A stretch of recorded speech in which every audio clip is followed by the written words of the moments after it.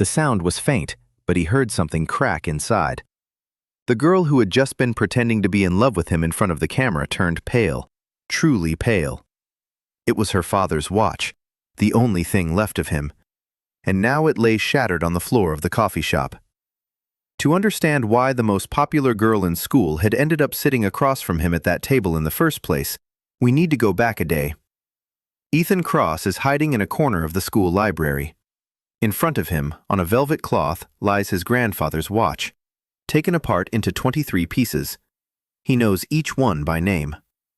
Westbrook Academy goes about its business behind glass walls. Someone is taking a photo of the match for Instagram. Someone is pretending to read. Ethan is pretending he doesn't exist. 2 years of practice have brought this skill to perfection. He's a scholarship student, the son of a furniture restorer among the children of surgeons and winery owners. No matching sneakers, no seat at the right table. But he has hands that gather what others throw away, and eyes that see too much. He notices how Jason Ford buys lunch for 3 people every day so they'll sit together. How Megan Roy wears long sleeves in 30-degree heat. How the history teacher erases someone's insults from the board every morning before the students arrive. St. Brooke is a clockwork mechanism, popular at the top, invisible at the bottom. Everything runs on schedule. Until this Tuesday. Ethan catches a whiff of expensive perfume before he even looks up, and that's when the strangest thing happens. Chloe Maddox is standing at his desk, the most popular girl in school, heiress to a chain of wineries all along the West Coast, captain of the cheerleading squad, the face of the spring festival. And she sits down across from the boy with the tweezers. She places her palm right on his hand, over the disassembled watch, and she speaks loudly, so loudly that everyone in the room can hear.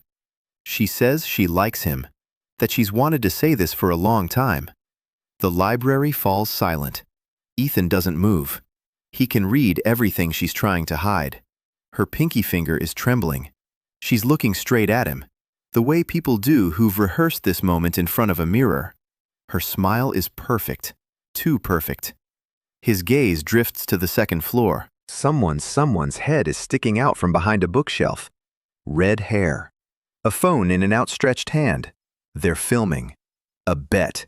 Someone bet that the most popular girl would confess her feelings to the most inconspicuous guy. Here, even humiliation is entertainment for the rich. But Ethan has been fixing things his whole life. And to fix something, you have to understand how it's broken. He looks at Chloe and sees a crack. Not on the surface, deeper. Her back is taut like a string that's been pulled too tight and is about to snap. He responds calmly, says that's fine, suggests they talk about it over coffee after school. Someone drops a book. Chloe blinks. She was expecting embarrassment, stuttering, flushed cheeks, anything that would look good on video. Instead, she gets a calm gaze from his gray eyes and an invitation for coffee. She nods. She stands up. She walks away. Her heels click on the hardwood floor like a metronome. During recess, Marcus Chen catches up with him, his only friend. Another scholarship student. Chess club. 0 popularity rating. Marcus grabs him by the sleeve and spills the beans. His sister goes to school with Chloe. It's a bet. Sydney Parrish bet that Chloe wouldn't last a month in a relationship with the most inconspicuous guy in school. Ethan nods. That's exactly what he thought. Marcus expects his friend to refuse, to call it a trap. Ethan says he'll go. Marcus opens his mouth, then shuts it. Asks why. And that's when Ethan drops a line that makes Marcus freeze. She has a scar on her right wrist. 3 thin lines. She hides them under her watch or her sleeve. But when she put her hand in his, her sleeve rode up. Marcus calls him an idiot. He says Chloe isn't a dresser, that you can't restore people. Ethan replies with a single word. What if you can? And there they are at the Tidal Water coffee shop on the corner overlooking the ocean. Chloe arrives right on time. She changed after school. Jeans, a dusty rose-colored cashmere sweater, a casual ponytail styled down to the millimeter. At the next table, 2 friends. One is that redhead from the library, phone screen facing up. They're filming. Chloe plays her part. She asks what he's into. He says he fixes things. Watches, jewelry boxes, anything that's broken and that people don't want to throw away. She nods, following the script, and the whole time she's twirling her watch in her hands. A Cartier, gold case. She takes it off her wrist, spins it between her fingers, puts it back on, takes it off again, and drops it. The watch hits the stone floor. The sound is quiet, but Ethan hears something crunching inside. Chloe turns pale, really pale. The blood drains from her face in a second. She picks up the watch. The glass is cracked. The minute hand lies separate from the rest. Her friends laugh. One holds her phone up higher. She takes a close-up of Chloe's face. Chloe says it's her father's watch, the only thing left of him. Her voice is steady. Her hands are still. Ethan stands up. He walks around the table. He takes the watch from her fingers. He pulls a velvet pouch out of his backpack. He unfolds it on the table. 20 tools on dark green velvet. Tweezers, matchstick-sized screwdrivers, a magnifying glass. Her friends stop laughing. One of them puts her phone down. Ethan opens the back cover. The minute hand has come off its axle. The axle is bent, but not from this fall.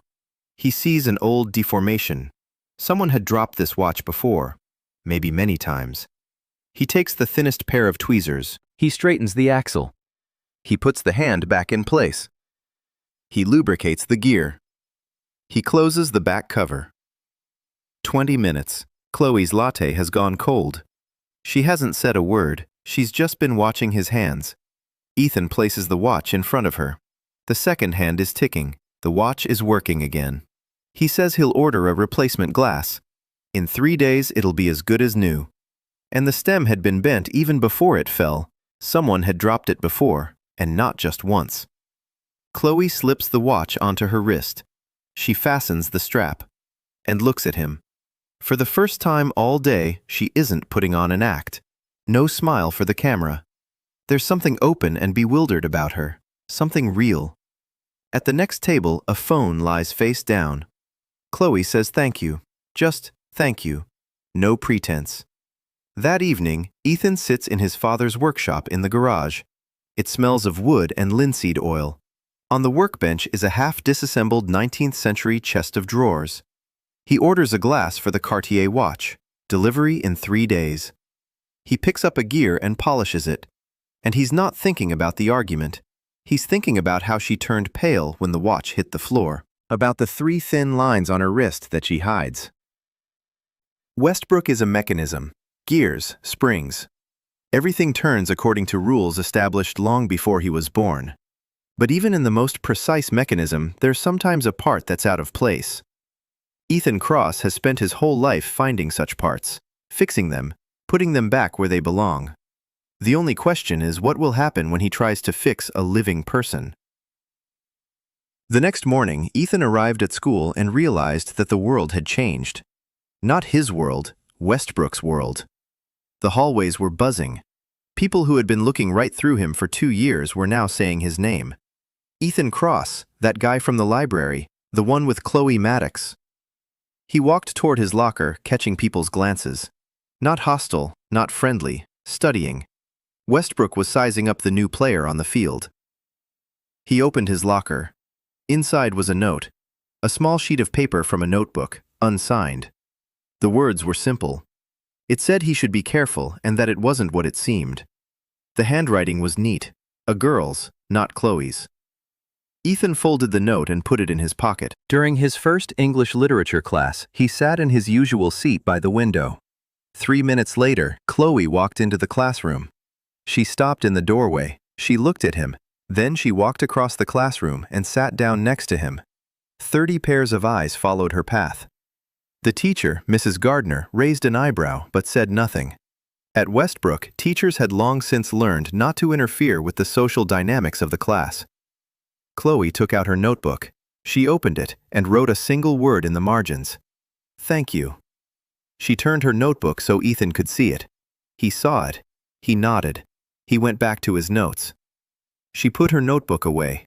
They sat next to each other the entire class without speaking. But Ethan noticed that she touched the watch on her wrist 3 times. She was checking to see if it was running. During recess, a girl he knew only by sight approached him. Sora Tanaka, class president, an architect's daughter, a straight-A student, the person who organized everything at Westbrook. Charity fundraisers, school events, exam schedules. Everyone knew her name, but no one knew her personally. She was a function, useful and unobtrusive. Sora walked over to his locker and said she wanted to ask him for a favor.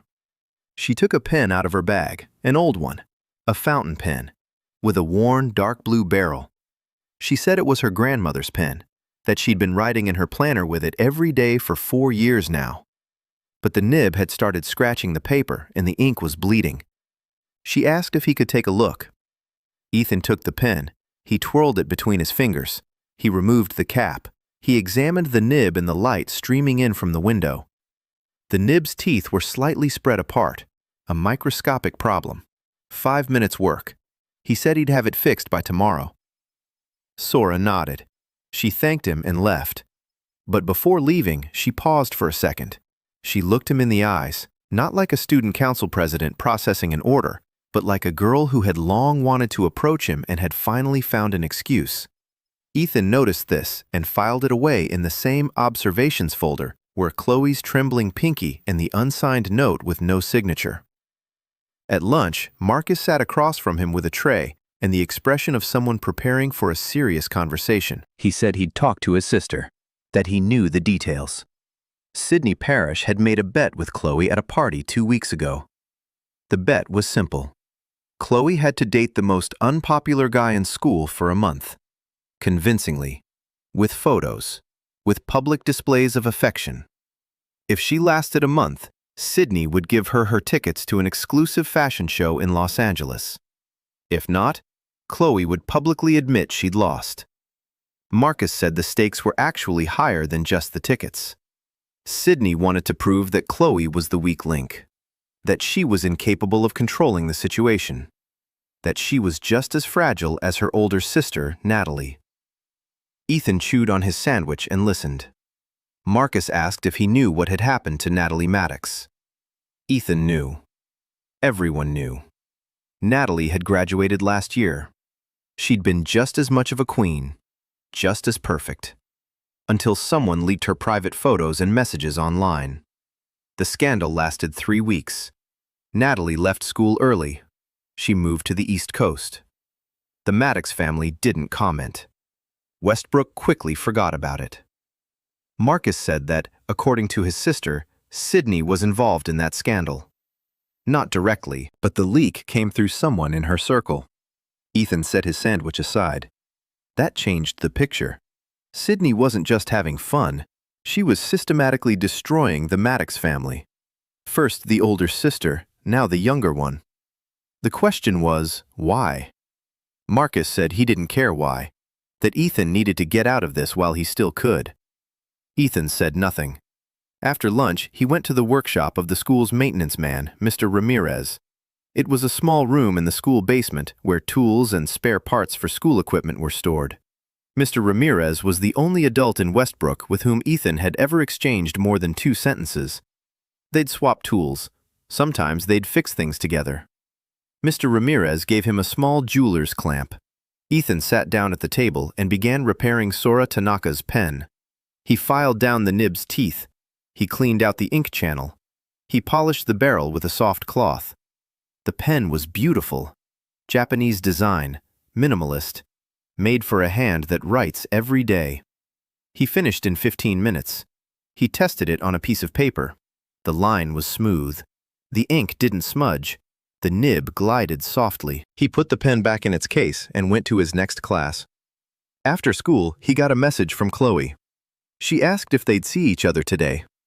He replied that he was busy in the workshop. She sent an emoji. Just one, no text. He looked at that emoji and thought that even her messages were rehearsed. 1 emoji, not 2, not none. Just enough to show interest but not need. He put his phone away and headed home. In the garage, he worked on the dresser until dark. He sanded the top panel. He stripped away the old varnish layer by layer. Under the fourth layer, the original wood grain was revealed. Beautiful, warm, honey-colored. Someone had once decided that this wood wasn't beautiful enough and covered it with varnish. Then another layer, and yet another. 4 layers of other people's decisions on top of what had been perfect from the very beginning. Ethan ran his finger over the bare wood and thought of Chloe. The next day, he handed Sora the pen. She took it. She removed the cap, drawn a line on a sheet of paper, looked at the line, looked at him. Her eyes welled up for a second. Then she pulled herself together, said thank you, asked how much she owed him. Ethan said nothing. Sora put the pen in her bag. She stood there for another second. Then she said he was a good person, and she left. Ethan watched her go and thought that Sora Tanaka was the only girl in Westbrook who had told him that without any ulterior motive, without an argument, without a camera, just because that's what she thought. On the third day, Chloe was waiting for him by his locker in the morning. She was leaning against the wall, scrolling through her phone. When he approached, she put her phone away and smiled. She asked if they were going anywhere today. Ethan looked at her. She was perfectly put together. Her hair was styled. Her makeup was flawless. Her outfit was chosen to look casual but cost as much as his monthly stipend. A Cartier watch on her wrist. They're going. The hand is in place. The glass was still cracked. He said the replacement glass would arrive tomorrow. She nodded. Then she said she wanted to see his workshop. He hadn't expected that. The workshop was his territory, his father's garage on a quiet street in the lower part of town, far from the wineries and houses with swimming pools, far from Westbrook. He said okay, after school. Chloe arrived in a white Mercedes. She parked in front of Ethan's house. She got out. She looked at the house. A small 2-story cottage with a wooden porch, peeling paint on the railing, an old oak tree in the yard, a rocking chair on the porch. No pool, no second garage, no wrought iron gate. She said nothing. Ethan opened the garage door. He turned on the light. The workshop came to life. A workbench along the wall, tools hanging on hooks, shelves with cans of varnish and wood stain, boxes of parts. On the table stood that very same chest of drawers with its honey-colored bare wood. In the corner was an old record player that he was restoring for his elderly neighbor, Mrs. Collins. It smelled of wood, of sawdust, oil. Ethan gestured toward a stool. Chloe sat down, in a designer coat on a wooden stool amid sawdust. She looked like an exhibit from another museum. Ethan turned on the record player.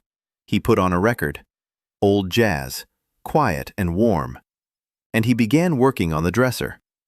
He wasn't trying to entertain her. He wasn't trying to impress her. He was just doing what he did every evening. Sanding, wiping, checking the surface by touch. Chloe sat and watched. For the first 10 minutes, she reached for her phone every 30 seconds, then less often. After half an hour, her phone was in her bag and she just watched his hands. She asked why he was stripping the varnish when he could just apply a new coat on top. Ethan said that then the wood couldn't breathe, that every layer of varnish on top of the old one makes the piece thicker and lifeless, that true beauty is always beneath the varnish. You just have to be patient to... Chloe fell silent for a long time after those words.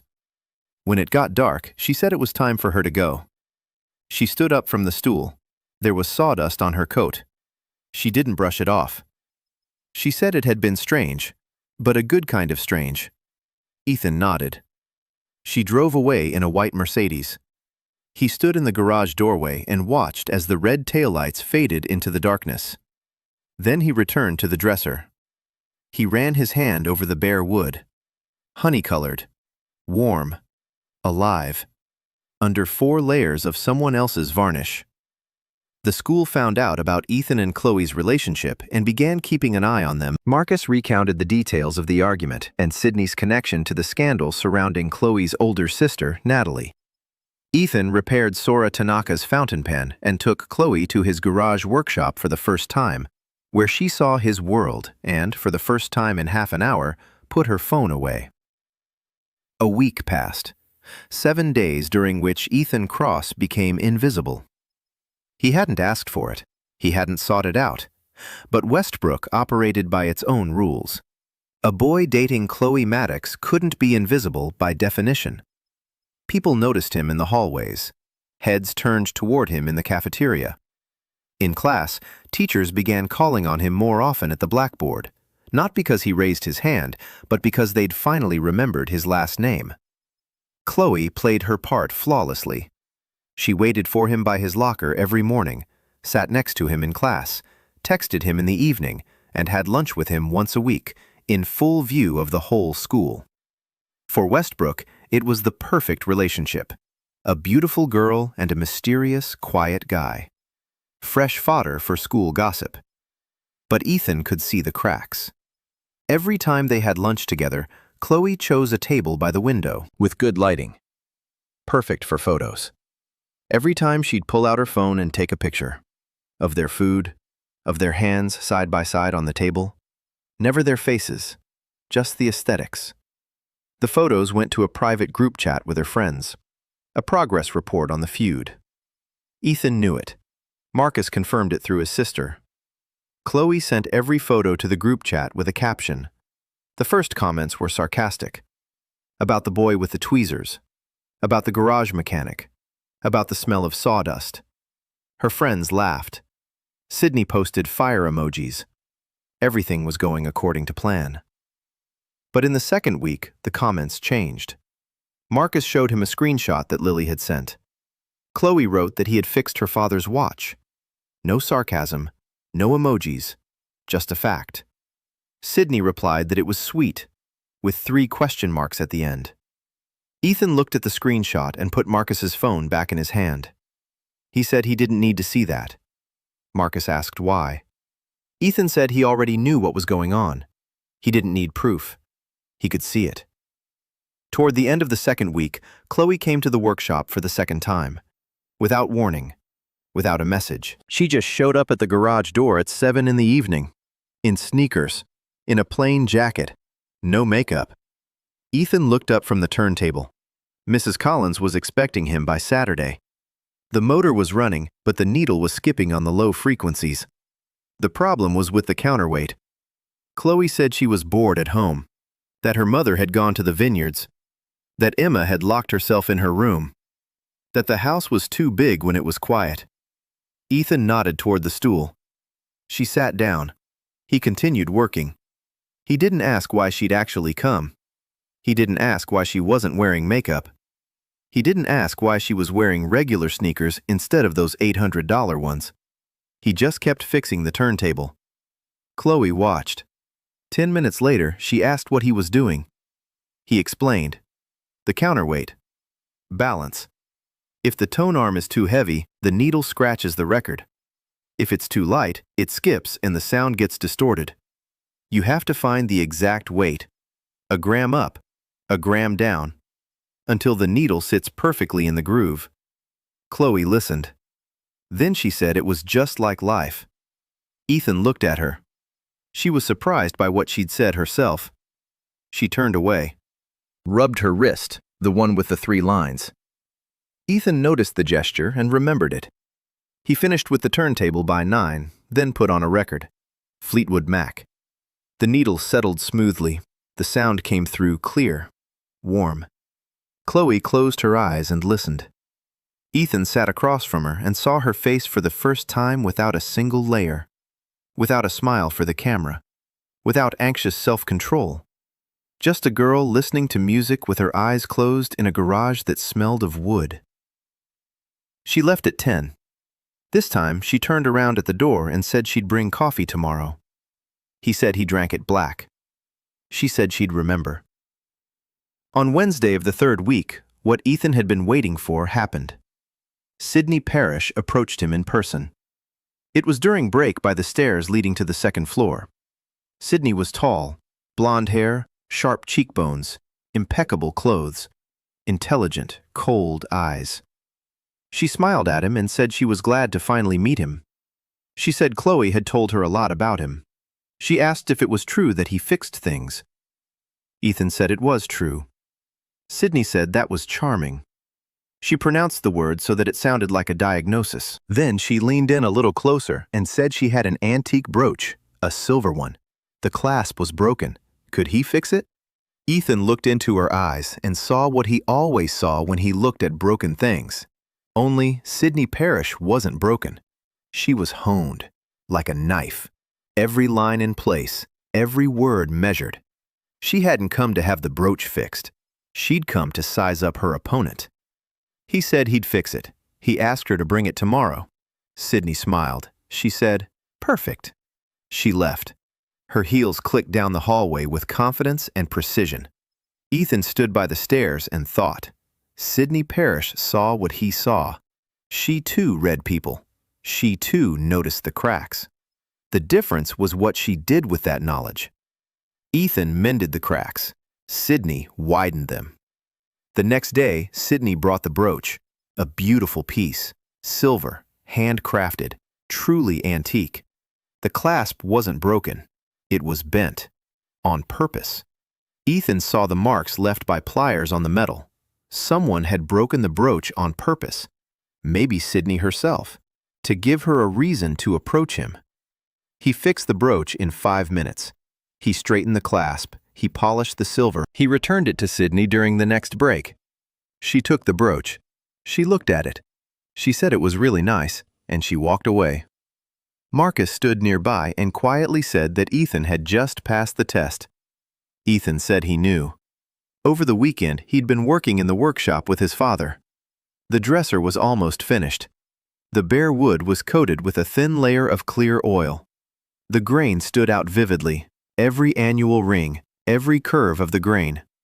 His father stood beside him and watched. He said it was good work. For Ethan's father, that was the highest praise. Then his father asked who the girl was who had arrived in the white Mercedes. Ethan said she was a classmate. His father gave him a long look. He said the Mercedes was new, the latest model.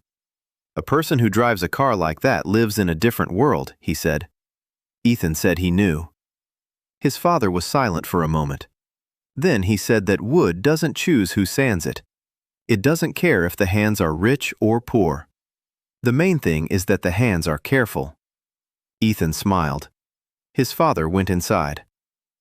On Sunday evening, Ethan sat at his workbench making something no one had asked for. A leather bracelet. Wide, soft, made from a piece of deerskin he'd bought at a flea market a month ago. He cut out a strip, finished the edges, inserted a small silver clasp. He tried it on his own wrist. It was too big. He thought of Chloe's wrist. Slender. He'd sized it up with his eyes that first day at the coffee shop when she was fiddling with her watch. He shortened the bracelet by 2 centimeters. He checked the width. Enough to cover 3 centimeters of skin on the inside of her wrist. 3 centimeters where there were 3 thin lines. He worked until midnight. He sewed the bracelet with waxed thread. He smoothed out the leather.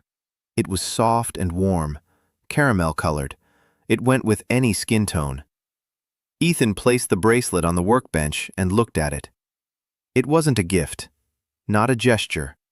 It was something made for a specific person, for a specific wrist, for a specific purpose. He did what he knew how to do. He mended, he covered, he protected, with his hands, not with words. On Monday morning, he walked up to Chloe by the lockers. Silently, he held out a small bundle wrapped in velvet. She unwrapped it. She saw the bracelet. She looked at it, then at her wrist, then back at him. Her eyes widened. She understood. He saw that she understood. She put on the bracelet. It fit perfectly. It covered exactly what needed to be covered. Chloe stood in the Westbrook hallway with the leather bracelet on her wrist and looked at Ethan Cross as if she were seeing him for the first time. The bracelet changed everything. Not on the outside. On the outside, nothing had changed. Chloe wore it every day. Her friends asked where she'd gotten it. She said she'd bought it at a vintage shop in Santa Barbara. No one doubted her. The bracelet looked expensive. But on the inside, something had shifted. Chloe started coming to the workshop 3 times a week, then 4, then every day except weekends. She no longer asked for permission. She'd just show up at the garage door at 6 in the evening. She'd sit on a stool. She'd drink coffee from a plain ceramic mug.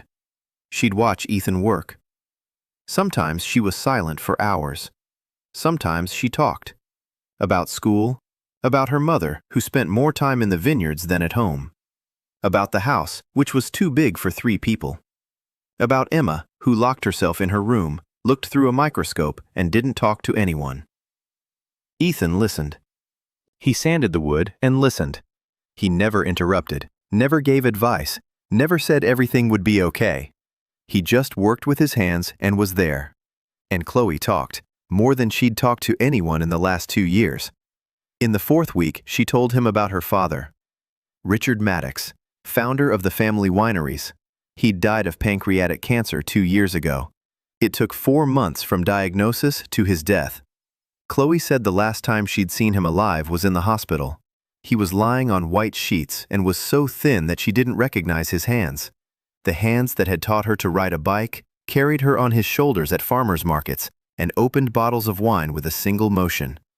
She said that after his death, her mother withdrew into herself. She threw herself into her work. She stopped eating dinner at home. She stopped asking how school was going. Natalie was still a high school student at the time and took on the role of the adult in the family. And then Natalie broke down too. Ethan kept sanding. The music played softly. Fleetwood Mac again. Chloe chose the same record every time. He asked only one thing. He asked what his father's favorite song was. Chloe fell silent. Then she said quietly that she didn't remember. That she remembered his hands and his laughter, but didn't remember what music he listened to. And that this was what hurt her the most. Ethan nodded. He tucked that away in his memory. Something was growing between them that Ethan couldn't put into words. He could name every part of a watch mechanism. He knew the difference between oak and ash by touch. He could determine the age of varnish by its smell. But what was growing between him and Chloe had no name in his vocabulary. He noticed that he was waiting for 6 o'clock in the evening, that he was listening for the sound of her footsteps on the driveway, that he worked more carefully when she was nearby, as if her presence made his hands more precise. But he didn't talk about it. He couldn't. The words were stuck somewhere in his throat and wouldn't come out. He could make her a bracelet, fix her watch, put on the record she loved, but he couldn't tell her he liked her. That was his weakness. Every craftsman knows that even a tool has its weak spot. Week 5. Westbrook was gearing up for the fall dance, the event for which the whole school had been buying dresses and ties a month in advance. Chloe was supposed to go with Ethan. It was part of the argument. Sydney wanted photos. She wanted to see Chloe Maddox next to the boy from the garage at the biggest social event of the fall. Chloe told Ethan they were going to the dance. Ethan said he didn't have a suit. Chloe said she'd buy him one. He said no. She looked at him. He explained. He said he had his father's jacket, blue, wool, a little too big in the shoulders. He'd alter it himself. Chloe opened her mouth to say that her father's jacket wasn't appropriate for Westbrook. Then she closed it, because she remembered her father's watch on her wrist, and she nodded. At the dance, Ethan stood at the entrance to the Westbrook Auditorium in his father's blue wool jacket, altered to fit, clean, with a small wooden pin on the lapel that he had carved himself. Chloe stepped out of the car in a dark, honey-colored dress. Her hair was pulled up. On her wrist were her father's watch and a leather bracelet. She was beautiful. So beautiful that Ethan's breath caught in his throat. He didn't tell her that. He simply held out his hand and she took it. They walked into the hall. All of Westbrook's eyes were on them. Sydney stood by a pillar in a silver dress, smiling. Her friends were beside her, phones at the ready. Brandon Whitaker stood at the bar with a glass of punch. Chloe's ex, captain of the lacrosse team. Tall, broad-shouldered, square jaw. handsome in that aggressive, masculine way that looks like confidence at 18 and like anger at 30. Brandon was staring at Ethan, and his glass was slowly crumpling in his fist. Ethan saw it. He took note, filed it away. Dancing, music, lights. Chloe was moving beside him, and for the first time, Ethan realized he didn't know how to dance. Not at all. He stood rooted to the spot, not knowing what to do with his hands. Chloe laughed. Not for the camera, not for her friends, for him. She took his hands and placed them on her waist. She said there was no need to dance. They just had to stand there and sway. He swayed. She rested her head on his shoulder. Her hair smelled of something floral, the same scent that had been in the library on the first day. He stood in the Westbrook Auditorium wearing his father's jacket, with the most beautiful girl in school resting on his shoulder, and thought that the spring in his chest had stretched to its limit. Then the music stopped. Brandon crossed the hall. He walked over to them. He slapped Ethan on the shoulder, hard, so hard that Ethan lurched forward. Brandon said he wanted to dance with Chloe. He said it as a statement, not a question. Chloe squeezed Ethan's hand. Her slender fingers dug into his palm. Ethan looked at Brandon. He looked at Brandon's hand on his shoulder. Then he calmly said that Chloe would decide for herself. Brandon narrowed his eyes. He wasn't used to calm answers. He was used to fear, or to aggression. Calmness threw him off. Chloe said no. Just no. No explanation. Brandon stood there for 3 seconds. His jaw twitched. Then he turned and walked away. His friends at the bar exchanged glances. Sydney, standing by the pillar, put her phone down. She wasn't smiling. Chloe didn't let go of Ethan's hand for the rest of the evening. They left at 10, and Ethan called a cab because Chloe didn't want her driver to pick them up. She wanted to leave quietly. No white Mercedes, no drama. In the taxi, she sat next to him and said nothing. Then she said that Brandon wouldn't back down, that he was used to getting what he wanted, that his father sponsored the school's lacrosse program and half the board of trustees. Ethan said he knew. Chloe asked if he wasn't afraid. Ethan thought for a moment. Then he said he wasn't afraid, that he'd been invisible for 2 years and that it's hard to hit an invisible person. Chloe laughed, quietly, sadly. The taxi stopped at her house, a big white house on a hill, 4 columns at the entrance. Lights lined the path. No one was at the windows. Chloe got out. She looked at him through the window. She said goodnight. He said goodnight. She walked toward the house.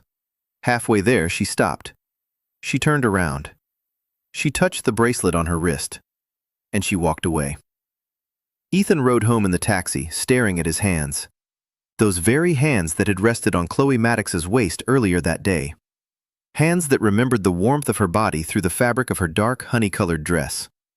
Hands that could fix anything, except the words that were stuck in his throat. Chloe had told Ethan about her father's death and the breakdown of her family. At the fall dance, Brandon Whitaker openly confronted Ethan for the first time, and Chloe publicly rejected her ex. Ethan realized that his feelings for Chloe were real, but he couldn't bring himself to say a single word about it. Monday morning, after the dance, Ethan opened his locker and found that all his textbooks were drenched in coffee. Brown streaks on the pages, a puddle at the bottom of the locker, the smell of cheap latte from the school vending machine. He stood there staring at it. Then he took out the textbooks one by one. Biology, English, math, history. They were all soaked. He checked the locker lock. It wasn't broken. So someone knew the combination, or had picked the lock. School locks at Westbrook were simple, 4 digits, nothing too difficult for someone who wanted to get in. Ethan had no doubt who'd done it. Not Brandon himself. Brandon wouldn't get his hands dirty with such a petty act. Someone from his lacrosse team. A test. The first blow. Ethan dried off the locker with paper towels from the restroom. He laid the textbooks out on a tray in the hallway. They'll dry out. The pages will warp, but the text will remain legible. Marcus walked over and saw the wet textbooks. His face hardened. A tray in the hallway. They'll dry out. The pages will warp, but the text will remain legible. Marcus walked over and saw the wet textbooks. His face hardened. He said it was Brandon. Ethan said it was most likely. Marcus asked if he would go to the principal. Ethan said no. Marcus asked why. Ethan said that textbooks drenched in coffee weren't worth a conversation with the principal. That Brandon was waiting for a reaction. Any reaction. Complaints, anger, fear. And when there's no reaction, the broken mechanism starts to rattle. Marcus shook his head. He said that Ethan wasn't a mechanism, but a person, and that with people who are under pressure, things don't work that way. Ethan remained silent. Marcus was right, but Ethan didn't know any other way. He knew how to endure. He knew how to wait. He knew how to observe. Words ended where feelings began. During the long break, Chloe found him in the library. He was sitting in his usual spot by the window. A damp biology textbook lay in front of him. The pages were bulging. Chloe sat down next to him. She looked at the textbook. She asked what had happened. Ethan said he'd spilled his coffee. Chloe looked at him. She didn't believe him. She was from the world of Westbrook. She knew how hallway wars worked. But she didn't argue. She just took her biology textbook out of her bag and placed it in front of him. She said she had the digital version. Ethan looked at the textbook. There was a unicorn sticker on the cover. Chloe's name was written in small handwriting at the bottom. He picked the textbook. He said thank you. She nodded. Then she said that Wednesday was Emma's birthday. She was turning 14. She asked if he was coming. Ethan hadn't expected that. His younger sister's birthday. That wasn't up for debate. It wasn't an assignment from Sydney. It was personal. He said he'd come. On Tuesday after school, Brandon moved on to the second act. Ethan was walking across the parking lot toward the bus stop. Brandon and two of his teammates were standing by a red Mustang.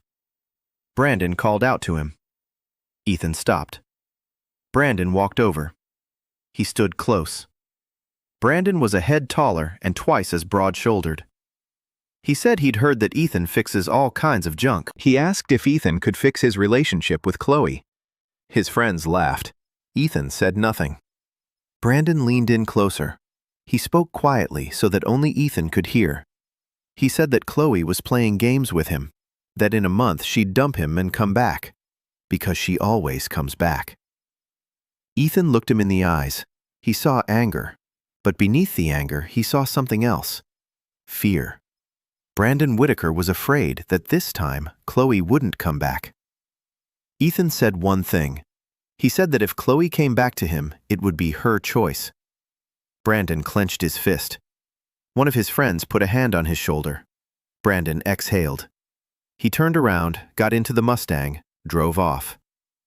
Ethan stood in the parking lot, his heart pounding. He didn't show it. On the outside, he looked like a rock. Inside, he was shaking. He wasn't brave.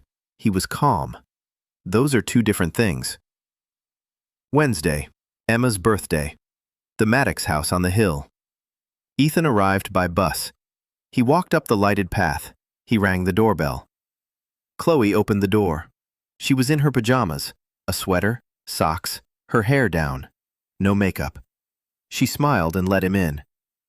The house was huge. Marble floors in the foyer, a staircase with wrought iron banisters, photos on the walls. Family photos. Mother, father, 2 daughters. In the early photos, everyone was smiling. In the later ones, the father wasn't there. Ethan walked through the foyer and into the living room. Emma was sitting on the couch, small, angular, dark hair, large glasses on a thin face. She looked at Ethan with an expression that was equal parts suspicion and curiosity. Chloe introduced them. Emma said she knew who he was. She said Chloe hadn't stopped talking about him for a month. Chloe blushed. She told Emma to shut up.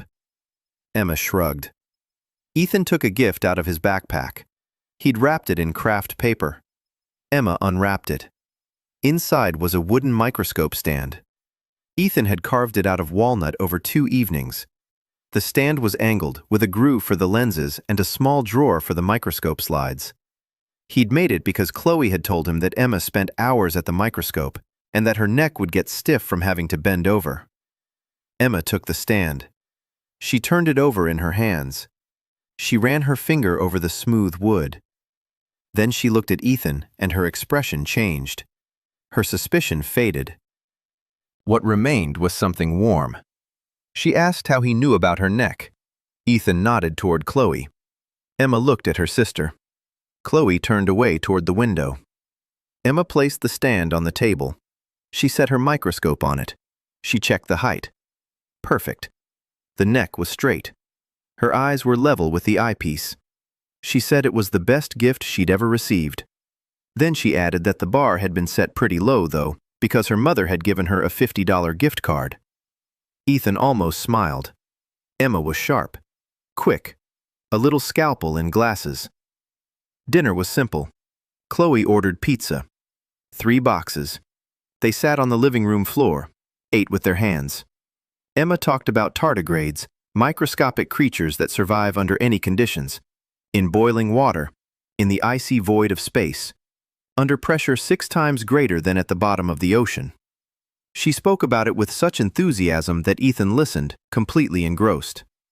Chloe sat nearby and watched the two of them. Her sister, who for the first time in months was talking to someone other than her microscope. The guy who was listening to a 14-year-old girl talking about tardigrades with such attention as if she were describing blueprints for a new engine. Ethan asked Emma what else she had seen under the microscope. Emma jumped up. She ran to her room.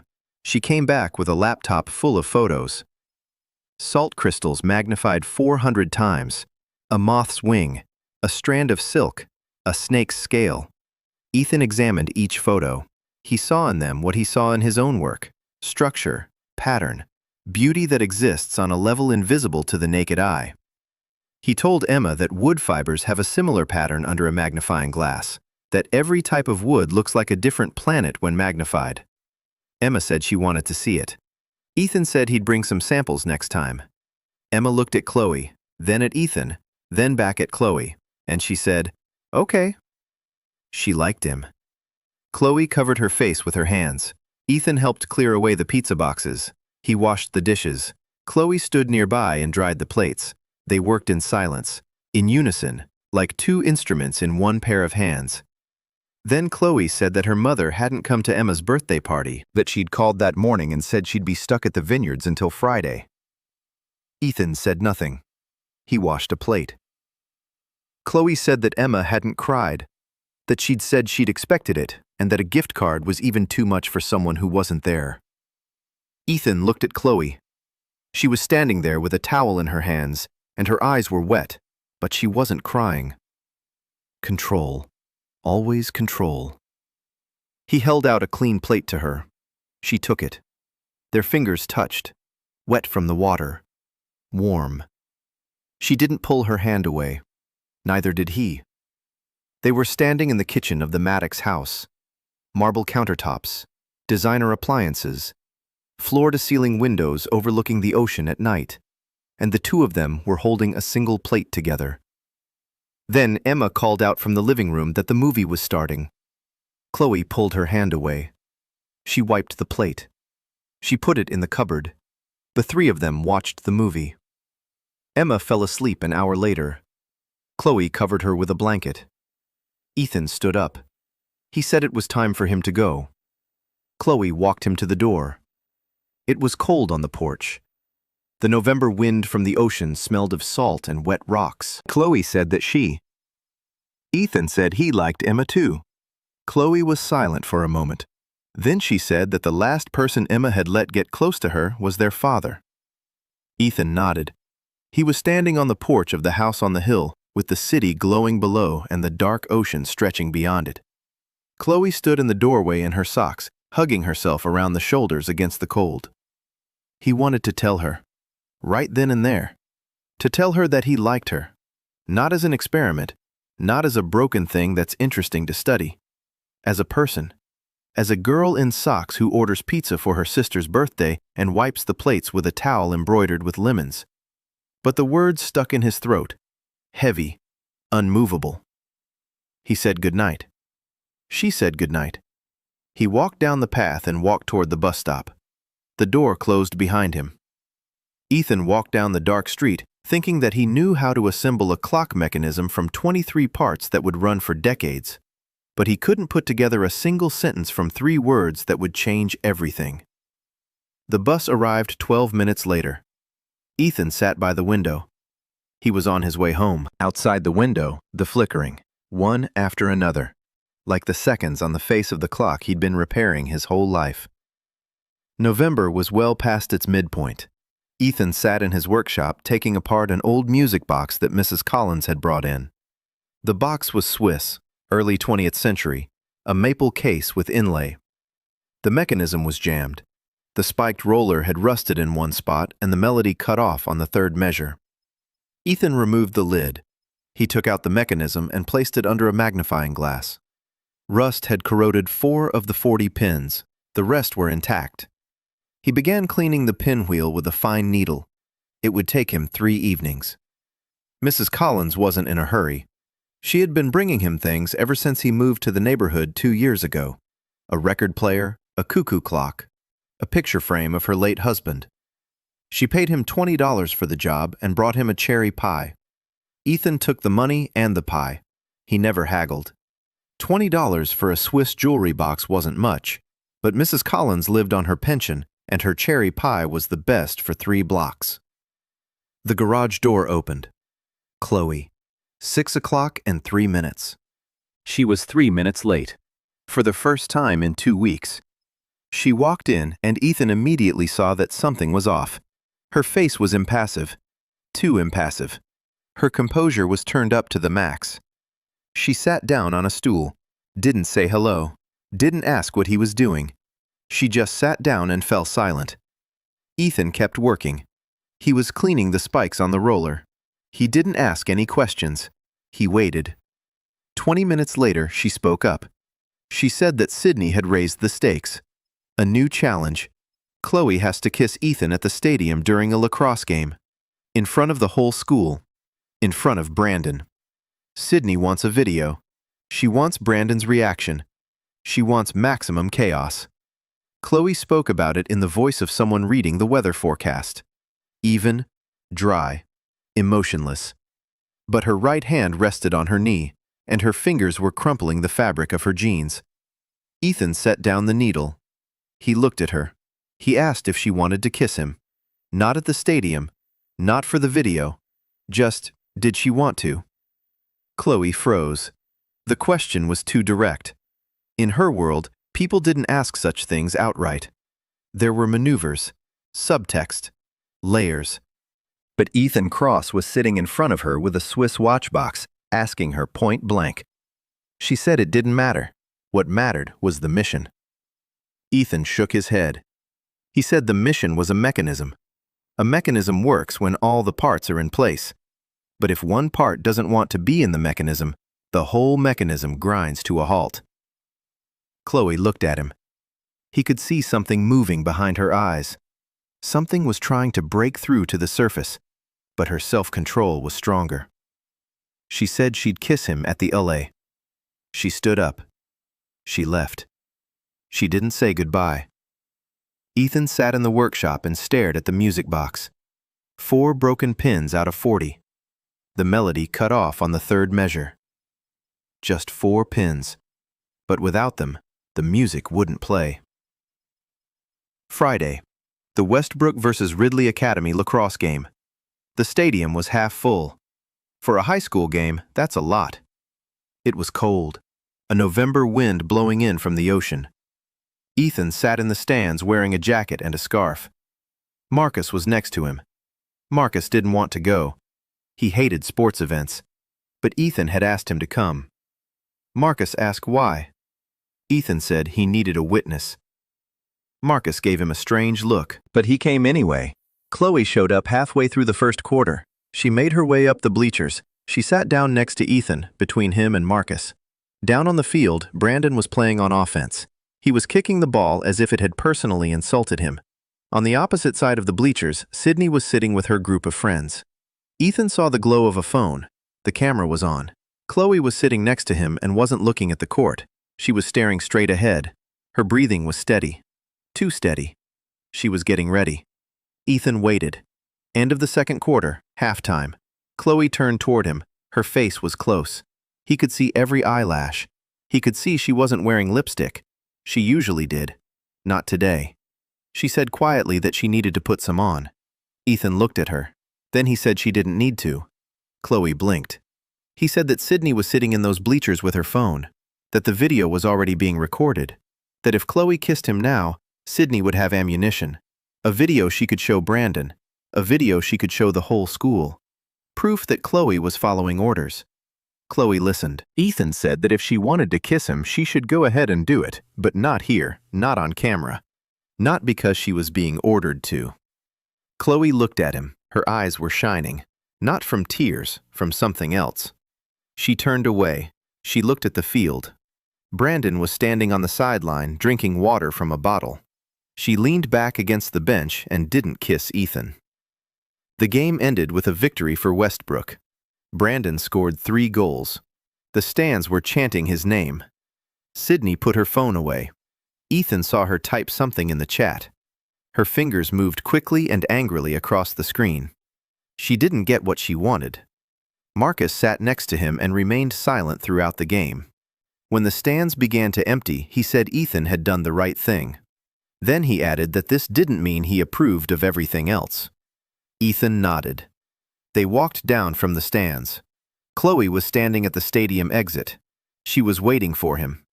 Marcus looked at both of them. He said he was going home. He left. Chloe and Ethan stood by the stadium. The wind blew in from the ocean. The parking lot lights glowed. In the distance, the sound of the surf. Chloe said that Sydney would be furious, that she was expecting a report from her, that without a kiss on video, the bet was considered a loss. Ethan asked, "So what then?" Chloe said that then Sydney would demand something else, something worse. She always raises the stakes. Ethan nodded. He thought for a moment. Then he said there was another option. Chloe could tell Sydney that the kiss happened without the video, that she'd snatched her friend's phone at the last moment. Improvisation. Chloe raised an eyebrow. She asked what if Sydney checked with the observers.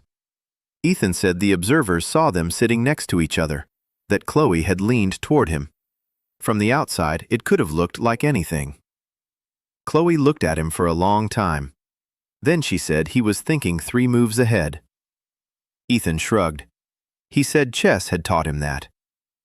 She laughed, her first real laugh all day. They walked to the parking lot. Chloe stopped by her car. She turned to face him. She said she wanted to do something. Not for Sydney, not for the sake of the argument. She took a step toward him, stood on her tiptoes, kissed him on the cheek. Quickly, lightly. Her lips were cold from the wind. She stepped back, said goodnight.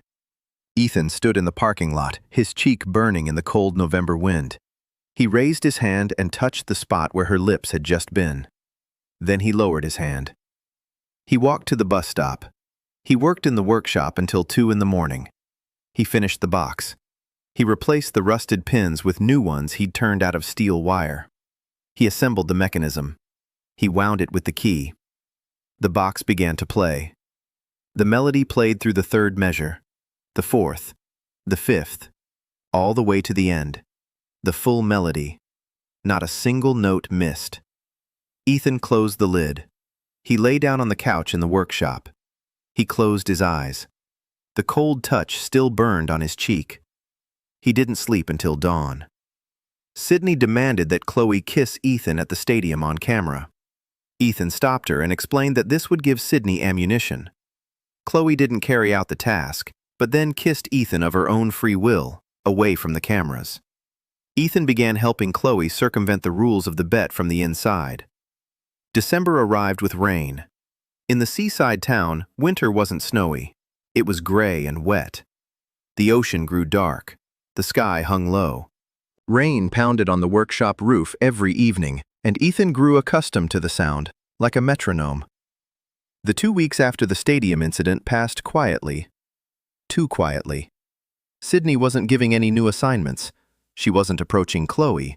She wasn't messaging in the chat. Marcus said that Sydney's silence was scarier than her words. Ethan agreed. Silence in a mechanism meant something had jammed, and a jammed part builds up pressure until it breaks everything around it. Chloe came to the workshop every day. Now she didn't just sit and watch. She started helping. She handed him tools. She wiped down parts. She held the lamp when Ethan needed light at a certain angle. Her hands were clumsy. She didn't know the difference between flat-nose pliers and round-nose pliers. She confused a slotted screwdriver with a Phillips head one.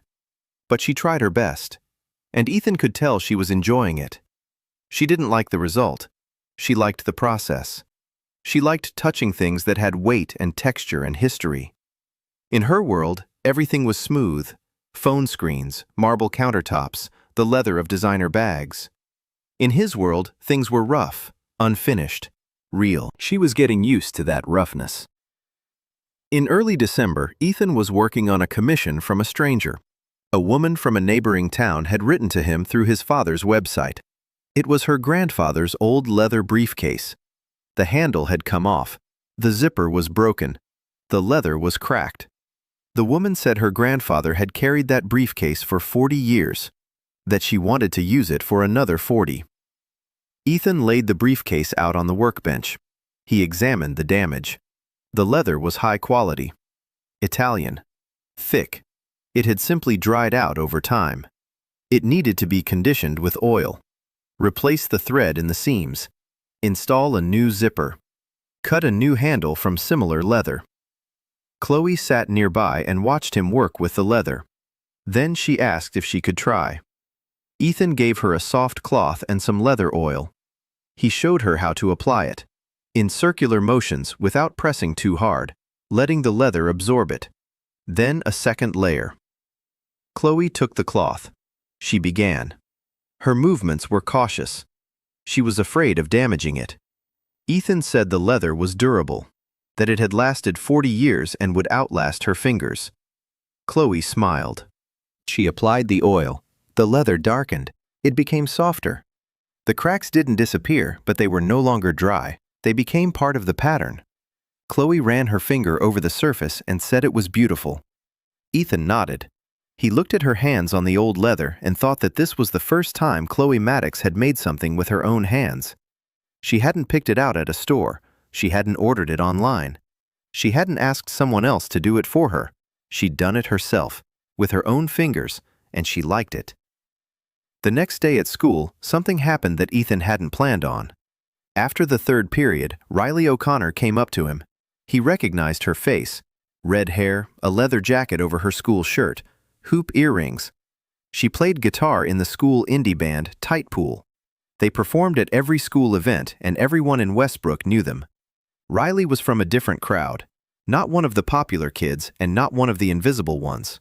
She was one of those respected for her talent but never invited to parties. She walked up to him in the hallway and said without preamble that she had a problem. She took her guitar out of its case, an acoustic, a warm honey color. You could tell it was old. You could tell it was cherished. The top was cracked.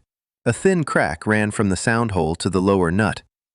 The sound had started to rattle on the lower chords. Riley said it was her father's guitar, that he'd left it behind when he walked out 3 years ago, that it was the only thing he'd left behind. Ethan took the guitar. He turned it over in his hands. He looked at the crack. He ran his finger along the top. The wood was dry. It needed moisture, glue, and time. He said he'd fix it. He asked when she needed it. Riley said in 2 weeks. They had a concert at the Christmas party. Ethan nodded. He said he'd have it ready in time. Riley looked at him.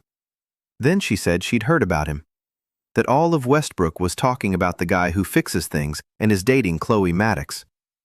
She said she liked one of those two things, but the other raised questions. Ethan asked which one. Riley smirked. She said that if he fixed the guitar, she'd tell him. She left. Ethan stood in the hallway with someone else's guitar in his hands, thinking that his world was expanding. For 2 years, he'd been invisible. Now people were coming to him with watches, with pens, with briefcases, with guitars, with things they didn't want to throw away, with things that held someone's memory. That evening, he told Chloe about the guitar. She was sitting on a stool in the workshop, warming her hands on a mug of coffee. Outside the garage walls, rain pounded on the roof. Chloe asked who Riley was. Ethan said she was a girl from the music class. Chloe asked if she was pretty. Ethan looked at her. Chloe looked away. She took a sip of coffee. She pretended the question was meaningless, but Ethan saw it. The first spark. He didn't dwell on it. He said that Riley had brought her father's guitar, that the soundboard had dried out, that he'd need 2 weeks. Chloe nodded. Then she said quietly that everyone at this school had something from a father who was no longer there. Ethan said nothing. She was right. Chloe's watch, Riley's guitar, his own instruments passed down from his grandfather, things that had outlived their owners, things that held the warmth of hands that were no longer there. He worked on the guitar every evening. He moistened the soundboard. He applied wood glue to the crack. He clamped it down. He waited. He removed the clamps. He checked it. He applied more glue. He finished the leather briefcase in a week. The woman came to pick it up on Saturday. She started crying when she saw it. She paid twice as much as he'd asked. Ethan didn't want to take any extra money. She insisted. She said he'd brought her grandfather back to her. Ethan thought she was mistaken. He hadn't brought her grandfather back. He'd given her back an object. But to her, it was one and the same. The second week of December. Marcus came to the workshop. That rarely happened. Marcus didn't like the smell of sawdust and preferred the digital world to the physical one. But he came. He sat down on the second stool. He looked at the guitar clamped in the stands. He looked at Ethan. And he said he needed to tell her something. Lily showed him the latest messages from Chloe's friends' group chat. Chloe had stopped sending sarcastic comments about Ethan. For the past 3 weeks, she had barely posted anything in the chat at all. Just short replies. Yes. No. Okay. Sydney noticed. The others noticed too. Questions started popping up in the chat. One of the friends asked point blank. She asked if Chloe had really fallen in love. Chloe didn't answer. She ignored the message. Marcus said that silence speaks louder than any answer. That Sydney isn't stupid. That she already understood everything. Ethan listened. Then he asked what Marcus thought he should do. Marcus looked at him. For a long time. Then he said that for the first time in 2 months, he didn't know what advice to give. That he used to think of it as a game, an argument, and nonsense. But now he could see that Ethan had changed. That he'd been waiting 6 hours. That he did things for strangers, but saved the best things for her. That his eyes were different when he talked about her. Marcus said that this wasn't an argument. Not for Chloe, not for Ethan. It's real. And that's exactly why it's dangerous. Because what's real can be truly shattered. Ethan stood at the workbench, holding a clamp in his hands. The metal was cold. Marcus stood up. He walked toward the door. He stopped. He turned around. He said that he still thought it was madness, but that he'd be there, no matter what happened. Ethan nodded. Marcus left. Rain pounded on the roof. The guitar was drying in the clamps. The glue was hardening in the crack. Ethan stood in the workshop and realized that Marcus was right. This had long since ceased to be an experiment. It had long since ceased to be a restorer's curiosity. He wasn't studying Chloe Maddox. He wasn't trying to figure out what was under the varnish. He knew what was under the varnish. Under the varnish was a girl who was afraid of the silence in a big house, who wiped plates with a towel printed with lemons, who falls asleep to old jazz, who, for the first time in her life, rubbed oil into someone else's briefcase and smiled as if she'd done something important. He knew her, and she knew him. and neither of them said it out loud. Chloe started helping out in the workshop and worked with her hands for the first time. Riley O'Connor brought her father's guitar to Ethan for restoration. Marcus mentioned that Chloe had stopped making sarcastic remarks about Ethan in the girls' group chat, and that Sydney had begun to suspect their feelings were real. Ethan admitted to himself that this was no longer an experiment. 3 days before Christmas Eve, Ethan finished the guitar. The crack was sealed. He sanded down the seam and coated it with a thin layer of varnish. The top was intact. He tested the sound on all 6 strings. Clear. Deep. No buzzing. He ran his fingers over the top and found the spot where the seam had been. A barely noticeable line. Like a wrinkle on the face of someone who's lived a long life. Not a flaw, a part of its history. Riley came to pick up the guitar on Thursday after school. She walked into the workshop. She saw the guitar on the stand. She walked over. She picked it up. She ran her hand over the top. She found the seam. Her fingers paused there. She sat down on a stool. She strummed a chord, D major, then A minor, then E minor. Then she started playing something Ethan didn't know, a quiet melody, sad but not heavy, like rain outside the window. Riley played for 3 minutes. Then she stopped. She looked at Ethan. Her eyes were red. She said the guitar sounded better than it did before the crack. Ethan said that happens sometimes, that wood sometimes resonates differently after a repair. The glue changes the density at the joint. The sound becomes a little warmer. Riley nodded. She asked how much she owed him. Ethan said nothing. Riley looked at him. She said she didn't like owing anyone anything. Ethan said she didn't have to, that the guitar had paid him back all on its own, with 3 minutes of music in his workshop. Riley smiled. Then she said, "All right." That she understood him, that he wasn't like the other guys in Westbrook. Then she asked if it was true that Chloe came here every day. Ethan said it was true. Riley was silent for a moment. Then she said one thing. She said she'd known Chloe since 9th grade, that she'd always thought of her as a shallow airhead with rich parents, but over the last month, Chloe had changed.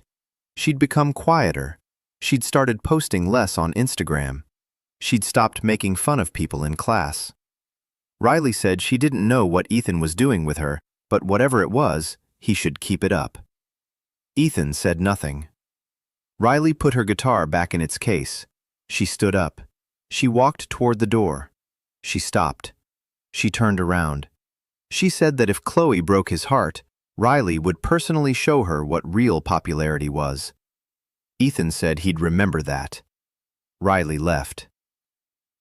Christmas Eve at Westbrook. The auditorium was decorated with garlands. A Christmas tree stood in the corner. The smell of pine needles and cookies filled the air. The school choir was singing Christmas carols. The tide pools were the second act. Riley walked onto the stage with her father's guitar. Ethan was sitting in the 3rd row. Chloe was next to him. Marcus was on the other side. Riley began to play, that very same melody, quiet and sad. The hall fell silent. Even Sydney stopped whispering with her friends. The music filled the hall like water fills cracks. It seeped everywhere. Riley sang in a soft voice. The song was about a home that no longer exists, about a door you open and behind it, nothing but emptiness. Ethan listened and looked at his hands. These hands had repaired this guitar. This guitar plays this melody. This melody is now silencing 200 people. A chain. A connection between his work and someone else's pain and someone else's art. Chloe took his hand in the darkness of the hall. Her fingers were warm. She squeezed his hand and didn't let go until the song ended. After the concert, Ethan stood in the hallway waiting for Chloe. She had gone to the restroom. Brandon Whitaker walked by, alone, without friends, without a team. He stopped next to Ethan, silently. Ethan waited. Brandon took his glasses out of his pocket, expensive ones, designer ones. One arm was broken. It was hanging by a thin wire. Brandon said he'd broken them yesterday, that he'd stepped on them in the locker room after practice. Then he paused and added that he'd heard Ethan fixes things. Ethan looked at the glasses, then at Brandon. Brandon was standing in front of him, and his face looked strange. Not angry, not aggressive. Tired. Ethan took the glasses. He examined the arm. The attachment had snapped. The hinge was intact. All it would take was a small screw and 5 minutes. Ethan pulled a velvet pouch out of his backpack. He found the right screwdriver. He found the screw in a small box of spare parts that he always carried with him. He inserted the screw, tightened it, checked the temple. It worked. He handed the glasses back to Brandon. Brandon put them on. He looked at Ethan through the lenses. He stood there for a second. Then he said one word. He said, "Thank you," and he left. Ethan stood in the hallway, trying to process what had just happened. Brandon Whitaker, the lacrosse captain, Chloe's ex, the guy who'd poured coffee on his textbooks and threatened him in the parking lot. He'd come to him with his broken glasses and said thank you. It wasn't a reconciliation. It was something less than that, but it was something real. A small crack in the wall. The first ray of light through the crack. The story spread throughout the school in a day. By Monday, all of Westbrook knew that Ethan Cross had fixed Brandon Whitaker's glasses in the hallway after the Christmas concert, and that Brandon had said thank you. That changed everything. Not because Brandon suddenly became kind, but because, for the first time, Westbrook saw Ethan. Not as Chloe's boyfriend, not as the scholarship boy, but as a person who fixes things, who makes things better, who doesn't fight or yell or argue. He just grabs a screwdriver and gets it done. After the Christmas break, Ethan's world expanded. People wrote to him. They asked him to fix an earring, a pendant, a watch strap, a clasp on a bracelet. Like a tear in a favorite jacket, people brought him things that were too small for a real workshop but too important to throw away. He took everything. He fixed them in the evenings. He returned them in the morning. He never took money from his classmates. He said that school jobs were free. Marcus kept track of the stats in a Google sheet, columns with names, dates, items, repair status. He named the file Project Invisible. Ethan said it was a bad name. Marcus said it was an ironic name, because Ethan had stopped being invisible at a rate that no one in Westbrook's history had ever gained popularity. Ethan said he didn't need popularity. Marcus said it didn't matter. Popularity doesn't ask for permission, it just comes. And with it come problems. Ethan fixed Riley's guitar and she performed at the Christmas concert. Brandon unexpectedly came to Ethan with his broken glasses, and Ethan fixed them without saying a word. The story spread throughout the school, and for the first time, Ethan became noticeable. People started bringing him things to fix, and his fame began to grow. January, a new semester. Westbrook returned from break and discovered that the balance of power had shifted. Ethan Cross was sitting in the same library, in the same spot by the window. But now people were approaching him, saying hello, asking how he was doing. They nodded to him in the hallway. He hadn't become popular in the sense that Westbrook understood the word. He wasn't invited to parties. He wasn't added to group chats. He wasn't photographed for Instagram. But people knew him. His name carried weight. The boy who fixes things. It was a new category in Westbrook's rigid hierarchy. Not at the top, not at the bottom. On the side. Like a workshop standing next to a palace. Not part of the palace, but essential to it. Chloe had changed over the break. Ethan noticed it on the very first day. She came to school in a simple sweater. Her hair wasn't perfectly styled. Her hair was in a simple ponytail. Minimal makeup. On her wrist, a bracelet and her father's watch. She sat down next to him during the first class and said she'd spent the break at home, that her mother had gone to Napa to the vineyards for the entire 10 days, that Emma had received a new microscope as a gift from her mother in the mail, with a card that wasn't signed, that she and Emma had celebrated New Year's Eve together. They'd eaten Chinese takeout and watched movies. That at midnight, Emma had fallen asleep on the couch while Chloe went out onto the balcony and watched the fireworks over the ocean alone. Ethan listened. Then he said that on New Year's Eve, he'd been in the workshop. that his father had gone to bed early, that he'd been sitting on the garage floor, polishing a new elm countertop and listening to the city firing off fireworks into the sky. Chloe looked at him. She said that next time they could be alone together. Ethan didn't answer, but he tucked that phrase away in the most precious drawer of his memory. The third week of January, Sydney struck. Not at Chloe, at Ethan. She did it elegantly, like everything she did. On the school podcast, Westbrook Voice, hosted by two upperclassmen from the media class, Sydney gave an interview. The whole school listened to the podcast. Parents, teachers, trustees. Sydney talked about school culture, about how important it is to be authentic, about how authenticity is valued at Westbrook. And then she casually mentioned that it's interesting to observe how some people create an image for themselves through craftsmanship. That fixing other people's things is, of course, nice, but sometimes you wonder if it's just another way of buying popularity, only instead of money, services become the currency. She didn't name names. She didn't need to. All of Westbrook knew who she was talking about. Marcus sent Ethan a link to the podcast with a single word: listen. Ethan listened, twice. Then he set his headphones aside. Sydney was smart. She didn't attack head-on. She poisoned the well. She planted the seed of doubt. Now, every time Ethan fixed something for someone for free, part of the school would think he was doing it for the ratings. His sincerity became suspect. His generosity became a calculated move. One interview, 3 sentences, and his image was turned upside down. Chloe came to the workshop that evening and was furious. She paced around the garage, saying that Sydney wouldn't let this slide, that she'd go to the podcast hosts and demand a retraction, that she'd post on her Instagram about what Ethan was really like. Ethan sat at the workbench and waited for her to finish. Then he said, "No." Chloe stopped. She looked at him. He said that a retraction would confirm the accusation, that an Instagram post would turn him into a victim, that this was exactly what Sydney was waiting for. Any reaction feeds her narrative. The only response is to keep doing what he's doing, fixing things, in silence, without explanations. Time will tell what's real and what isn't. Chloe sat down on a stool. She rubbed her face with her hands. Then she said she was tired, that Sydney controls everything, that she's like a puppeteer pulling the strings and everyone dances. Ethan said that a puppeteer loses power when the puppets stop moving. Chloe looked at him. She was silent for a moment. Then she said that he always talks about things in metaphors. Ethan shrugged.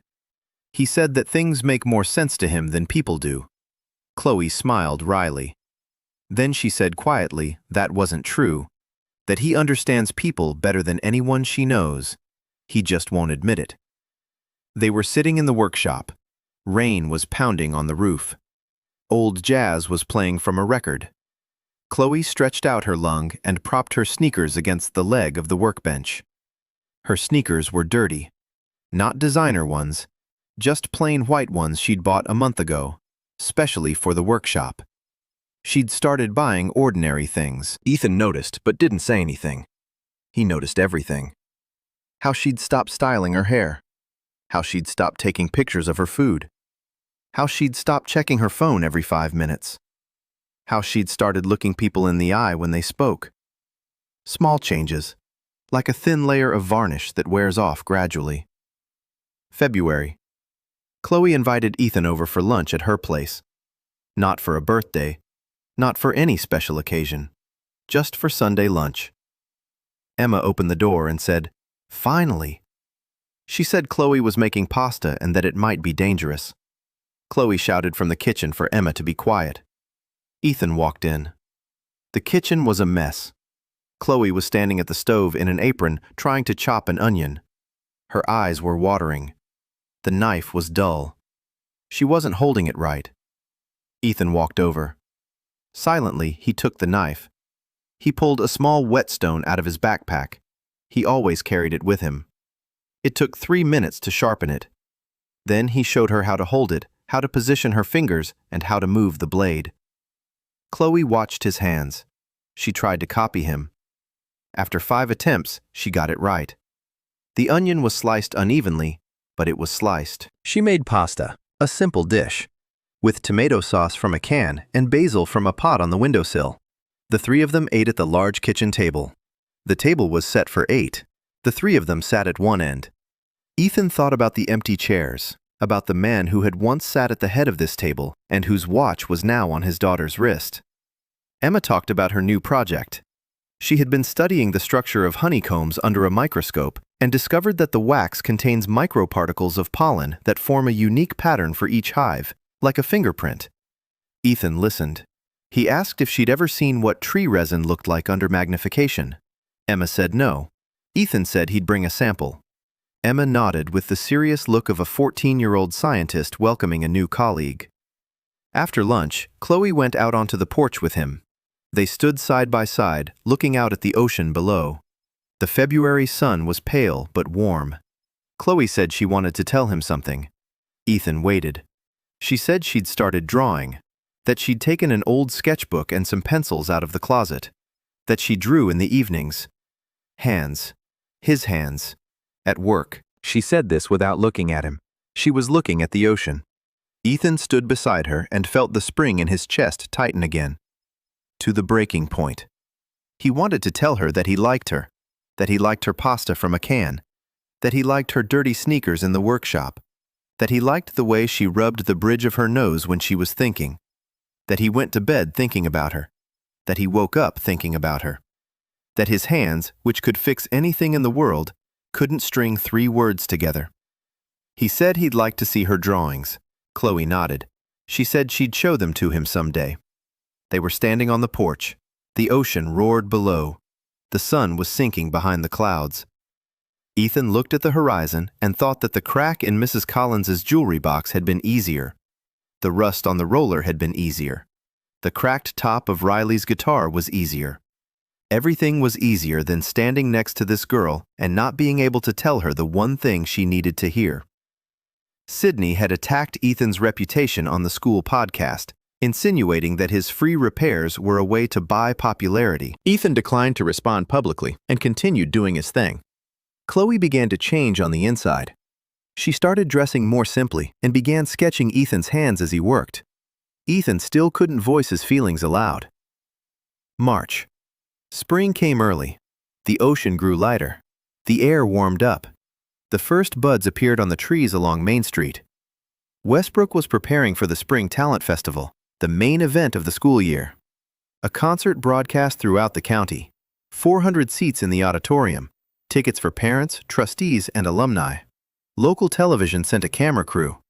Every class was preparing a performance. Sydney Parrish was directing the upperclasswomen's dance routine. 12 girls. They'd been perfecting the choreography since October. The costumes were ordered from Los Angeles. Chloe was on the team. 4th line, right flank. She rehearsed 3 times a week after school. Ethan saw her at rehearsals when he walked past the gym.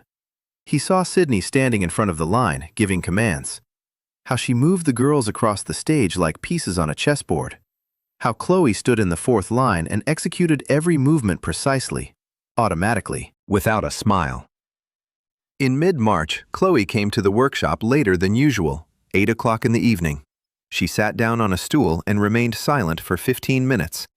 Ethan was working on a commission, the binding of an old book for a collector from Santa Cruz. Leather spine, gold embossing, delicate work. Chloe spoke up.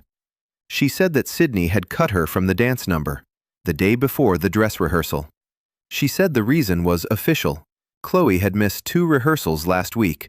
The real reason, punishment, for the fact that Chloe stopped obeying, for not kissing Ethan at the stadium, for stopping her chatting online, for wearing plain sneakers and not styling her hair, for becoming someone else, someone Sydney can't control. Ethan set the book aside. He looked at Chloe. She was sitting upright, her back was straight, her eyes were dry. She was in control, but her hands rested on her knees and her fingers were clenched so tightly that her knuckles had turned white. Ethan asked how she was feeling. Chloe looked at him.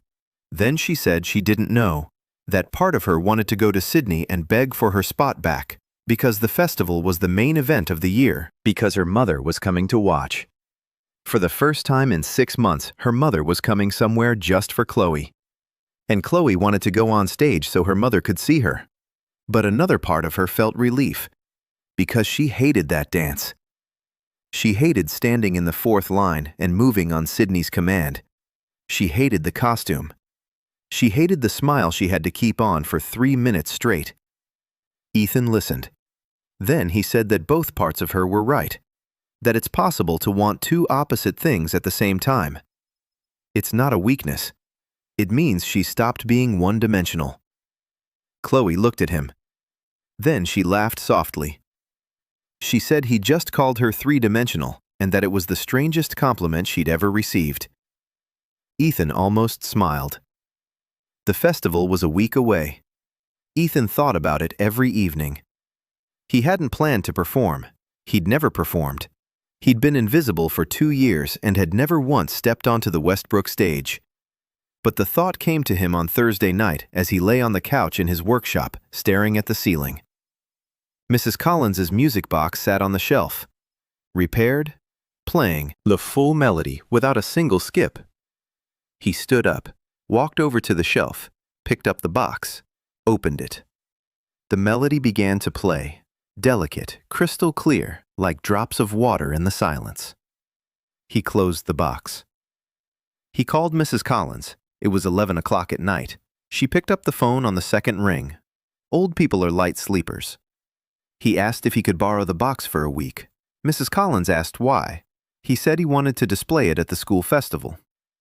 Mrs. Collins was silent for a moment.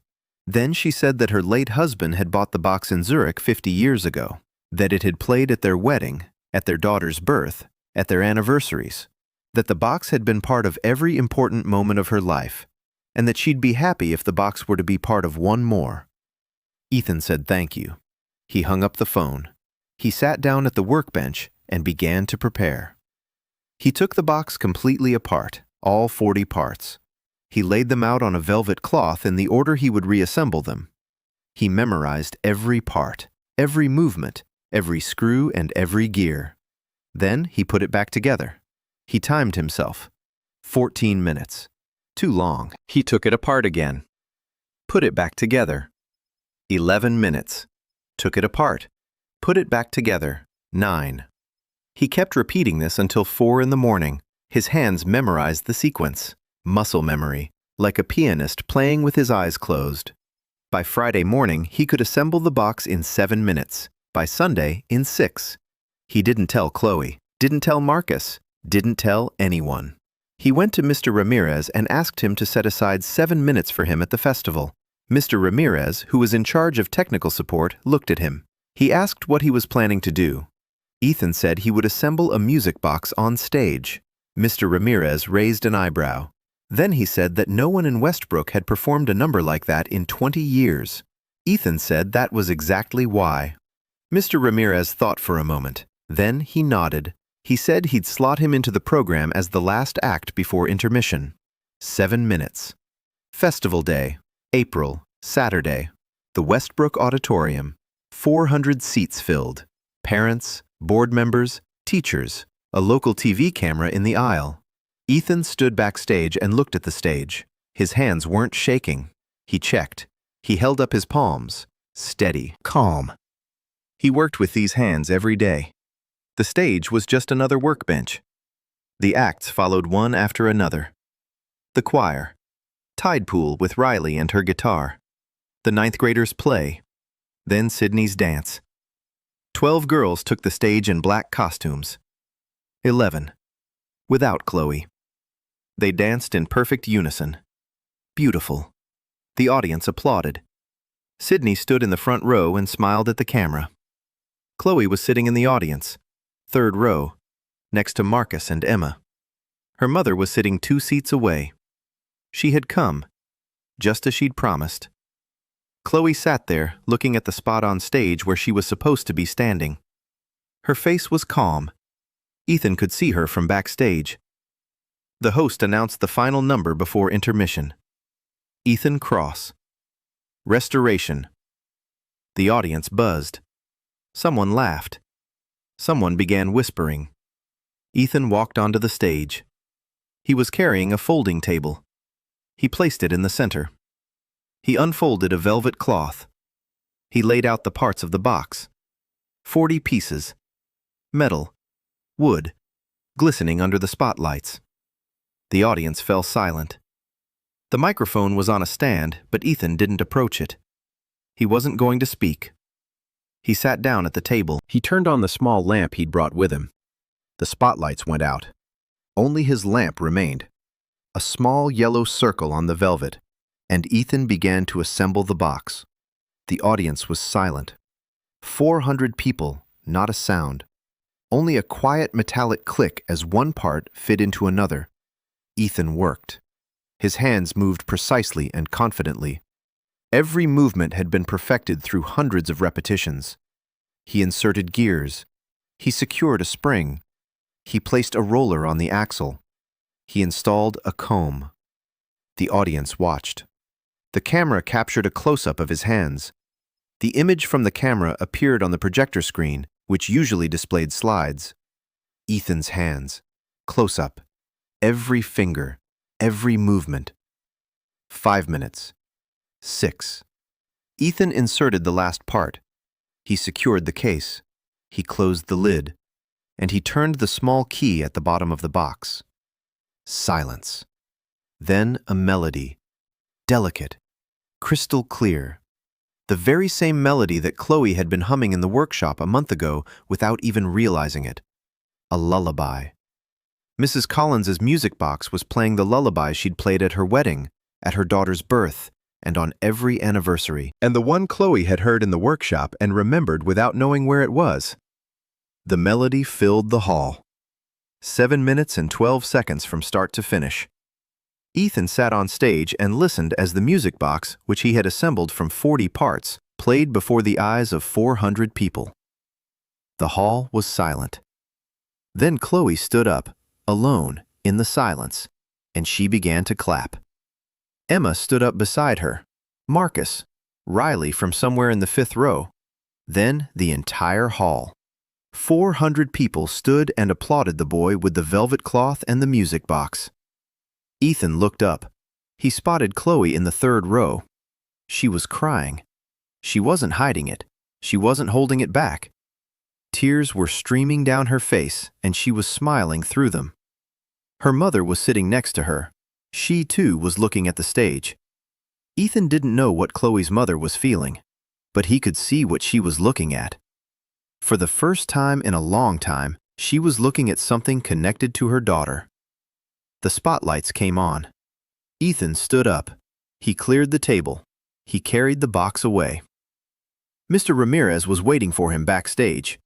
He shook Ethan's hand and didn't say a word. He didn't need to. After the festival, Ethan became a different person in Westbrook's eyes. Not popular, not famous. Visible. People saw him. When he walked down the hallway, people looked at his hands.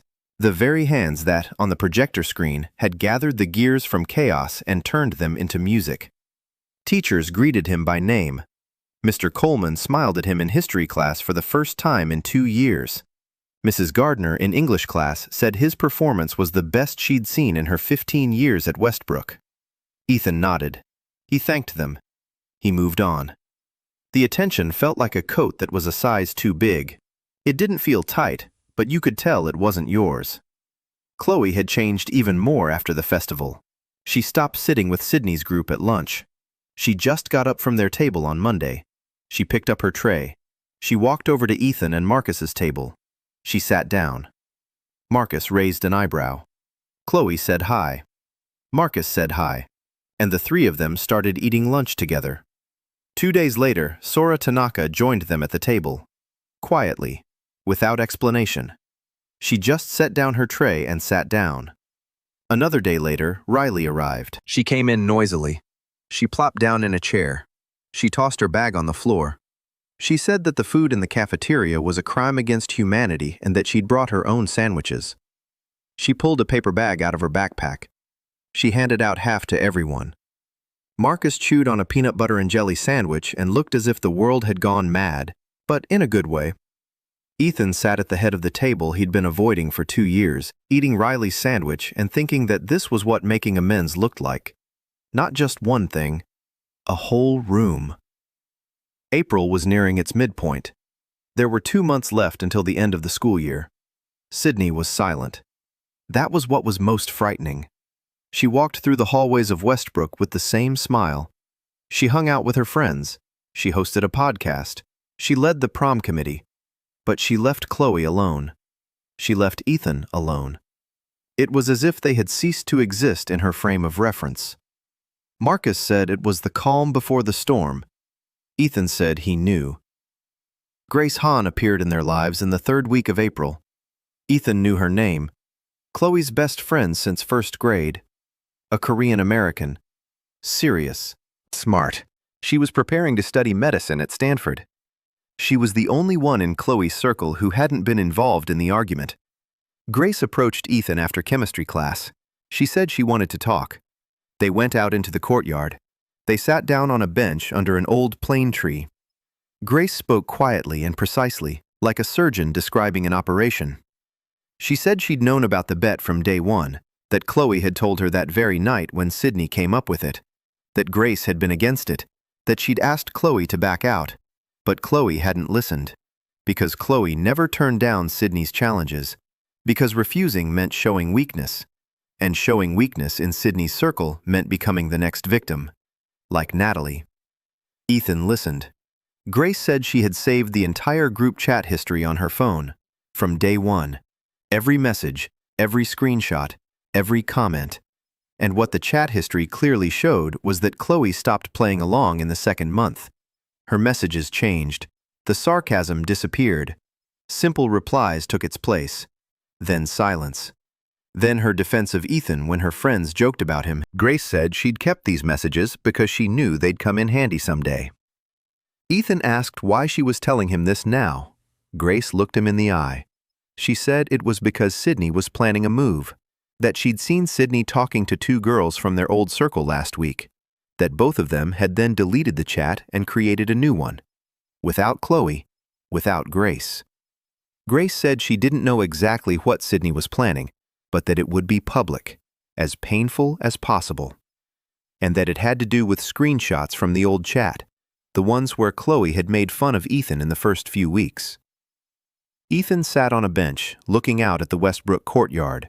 Students were heading to their next class, laughing, jostling each other, going about their normal lives. He asked Grace when.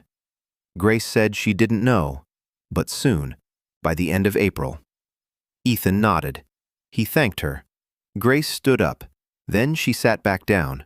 She said one more thing. She said that Chloe loves him. That it's a word Chloe has never said out loud. Not to him, not to Grace, not to anyone. But Grace has known her for 18 years, and she could see it. Ethan was silent. Grace left. He sat on a bench under the plane tree and thought about the screenshots, about the messages in which Chloe had made fun of him during those first few weeks. He knew they existed. He'd known from the very beginning. Marcus had shown him snippets. He hadn't read them back then. He'd said he didn't need to, but he knew. And now those messages lay in Sydney's phone like a loaded gun. That evening, he didn't go to the workshop. For the first time in 3 months. He went down to the ocean, sat on the rocks, stared at the water. The waves rolled in and rolled back out, rhythmically, predictably, like a machine. He thought about Chloe, about how she used to sit in his workshop in dirty sneakers, drinking coffee from a plain mug. About how she'd chop onions with a dull knife, tears streaming down her face. About how she stood up in the hall and was the first to applaud. About how she sketches his hands in the evenings. He thought about the screenshots, about the words she'd written before she even knew him. When he was just a boy with tweezers to her, a point of contention, a number on a list.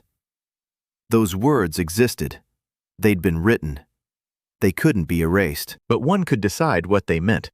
To him, they signified a beginning, the point from which Chloe had come to where she was now.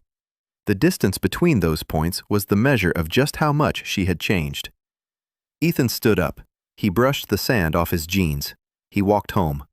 In the workshop, he sat down at the workbench. That very music box lay before him. He picked it up.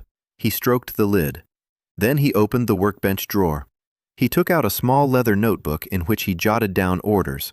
He turned to a blank page, and for the first time in his entire life, he tried to put what he was feeling into words.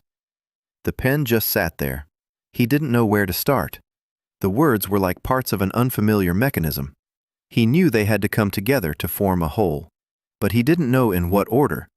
He wrote one sentence, crossed it out, wrote another, he crossed it out. He wrote a third, he looked at it, he left it there. He closed the notebook. It was a start. Clumsy, awkward, but a start. A new group had formed around Ethan and Chloe, consisting of Marcus, Sora, Riley, and Grace. Grace warned Ethan that Sydney was planning a public attack using old screenshots from the chat. For the first time, Ethan tried to put his feelings into words. Sydney's attack came on the last Thursday in April. At 8 in the morning, Ethan turned on his phone and saw 43 notifications. The school group chat, which he'd never posted in and only checked once a week, had exploded. Sydney had posted screenshots, 7 of them, from an old chat among her friends. The first weeks of the argument, messages from Chloe, in black and white. In the first screenshot, Chloe wrote that Ethan smelled like wood and that it was funny. In the second one, she wrote that he carries the same backpack every day and that it's sad. In the third, that he has the hands of a laborer, not a high schooler. In the fourth, she wrote that he looks at her as if she were a broken chair and he's figuring out which leg to start with. In the fifth, she wrote that the argument is easier than she thought because he doesn't even understand what's going on. In the sixth, she wrote that she feels a little sorry for him. In the seventh, she wrote that she hopes the month will go by quickly. Ethan read every screenshot, slowly, carefully, just as he'd read the markings on old parts, without emotion, with precision. Then he turned off his phone. He went to school. Westbrook buzzed like a disturbed beehive. The hallways were filled with whispers. His name was mentioned at every turn, but now, not out of curiosity, out of pity. Poor Ethan. He'd been used. She had been laughing at him. This whole charade with the repairs and the festival had been part of someone's game. Ethan walked toward his locker and saw people looking away. The very same people who, just a week ago, had been greeting him and smiling. Now they didn't know how to act. It's awkward to look at the victim. He opened his locker. He took out his textbooks. Chloe wasn't at school. Marcus stopped him by the stairs. He said that Chloe wasn't answering her calls, that Grace had gone to her house, that Emma had texted Marcus through Lily that Chloe had locked herself in her room at 6 in the morning and wouldn't come out. Ethan nodded. He went to class. He sat in his seat by the window. The seat next to him was empty. All day. The teachers didn't comment on the screenshots. They saw them. They knew. But Westbrook was a school where the adults had long since handed the hallways over to the kids. During the last class, Sora came over to him. She sat down quietly next to him. She placed a small note on the desk. He unfolded it. It said she was there. 2 words. Sora looked at him, and in her eyes was something he'd only seen before in people who brought him things. Things more valuable than money. Things that can't be replaced. She looked at him as if he himself were such a thing. Ethan put the note in his pocket. He thanked her quietly. Sora nodded. After school, Riley was waiting for him. She was standing by the exit. Her hands were in the pockets of her leather jacket. Her face was angry. She said that Sydney Parrish was trash in human form, that she, Riley, would go to her and tell her to her face what she thought. Ethan said no. Riley looked at him. He said there was no need, that Sydney had gotten what she wanted. A scandal, attention, chaos. Any reaction just prolongs the show. Riley said that sometimes you don't need to fix things, you need to hit. Ethan said he didn't know how to hit. Riley was silent for a moment. Then she said quietly that maybe that was his strength. Ethan went home. Not to the workshop. Home. He lay down on the bed. He stared at the ceiling. He didn't cry. He didn't know how to cry. Just as he didn't know how to talk about his feelings. Everything got stuck inside, heavy and immobile, like a part that had jammed and wouldn't move forward or backward. He lay there thinking about the screenshots, about Chloe's words. They hurt. He couldn't pretend they didn't. It smells like wood, a worker's hands. He doesn't even understand what's happening. She feels a little sorry for him. Every word was like a scratch on a polished surface, shallow but noticeable. But he remembered something else. He remembered how she sat on the floor of his workshop and listened to the music box with her eyes closed. How she put on the bracelet and looked at him as if she were seeing him for the first time. How she was the first to stand up in the hall. How she sketched his hands, those very same working man's hands. She sketched them because she found them beautiful. Two sets of facts, snapshots from the first few weeks, and everything that came after. Ethan knew there was truth in both. Chloe had laughed at him, and Chloe had fallen in love with him. One didn't negate the other. The question wasn't whether to forgive. The question was whether she had the strength to acknowledge both truths publicly. He lay there until dark. Then he got up. He went down to the workshop. He sat down at the workbench. Mrs. Collins' box lay before him. He opened it. A melody began to play. Then it stopped. He closed the lid. He picked up the box and threw it hard onto the floor. The case split open. The mechanism fell out. The parts scattered across the workshop floor. Ethan stood there, staring at the debris and breathing heavily. Then he sat down on the floor. He gathered every part, every shard of the case, every screw, every gear. He laid everything on the workbench and began to put it back together. It was his only remedy, his only language, his only way to tell the world that he was still here. Sydney posted screenshots of Chloe's old messages in the school chat in which Chloe had made fun of Ethan. The school was in an uproar. Chloe shut herself in her room. Ethan read all the screenshots and went home. That night, he smashed the box in the workshop and then began putting it back together. Ethan didn't come to school for 5 days. His father didn't ask why. He could see. Fathers who work with their hands know how to see without words. He would just bring food to the workshop and leave. Ethan worked. Mrs. Collins's box lay on the workbench. The body was split into 4 pieces. He glued it back together with wood glue, clamped it down, waited, removed the clamps, checked the seams, sanded it down. The body came together. The cracks turned into thin lines, noticeable if you knew where to look, invisible if you didn't. On the 3rd day, Emma came, alone, on her bike. The 14-year-old girl had ridden all the way across town, from the hill to the lower street. She walked into the garage without knocking. She stood in the doorway. She looked at Ethan at his workbench. Then she said that Chloe wasn't eating, that she was sitting in her room and wouldn't come out, that her mother had come for a day and left, that Grace comes every evening and sits outside the door, that Chloe only opens the door for Emma, and even then, not always. Ethan listened. Emma sat down on a stool, that very one, Chloe's. It was too small for her. Her feet barely reached the crossbar.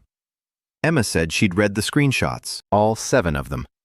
She said she wasn't surprised, that she knew her sister, that Chloe had spent her whole life saying things she didn't mean and keeping quiet about the things she did mean, that it ran in the family. Their mother was the same way.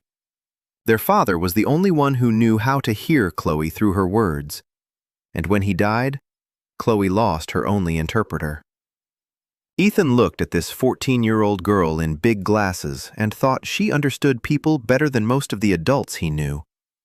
Emma said that Chloe loved him, that it wasn't a question or a supposition, but a fact, like a law of physics, like the structure of a honeycomb. A hexagon because it's a hexagon. Chloe loves him because she loves him. Ethan was silent. Emma looked at him. Then she said that he too does the same thing Chloe does. He speaks with his hands and remains silent with his mouth. She said that two people who both remain silent about what matters most aren't a couple, but two lonely souls side by side. Ethan looked at her. She was right. Emma stood up. She walked toward the door. She stopped. She said that the Westbrook Charity Gala was the day after tomorrow. Chloe was supposed to give a speech. She was on the committee. Her name was in the program. If she didn't show up, it would be the end. Not the end of her popularity, that didn't matter anymore. The end of her very self. Because Chloe Maddox, who's hiding in her room and won't come out, is Natalie. It's a repeat. And Emma wouldn't survive losing a second sister just as she lost the first.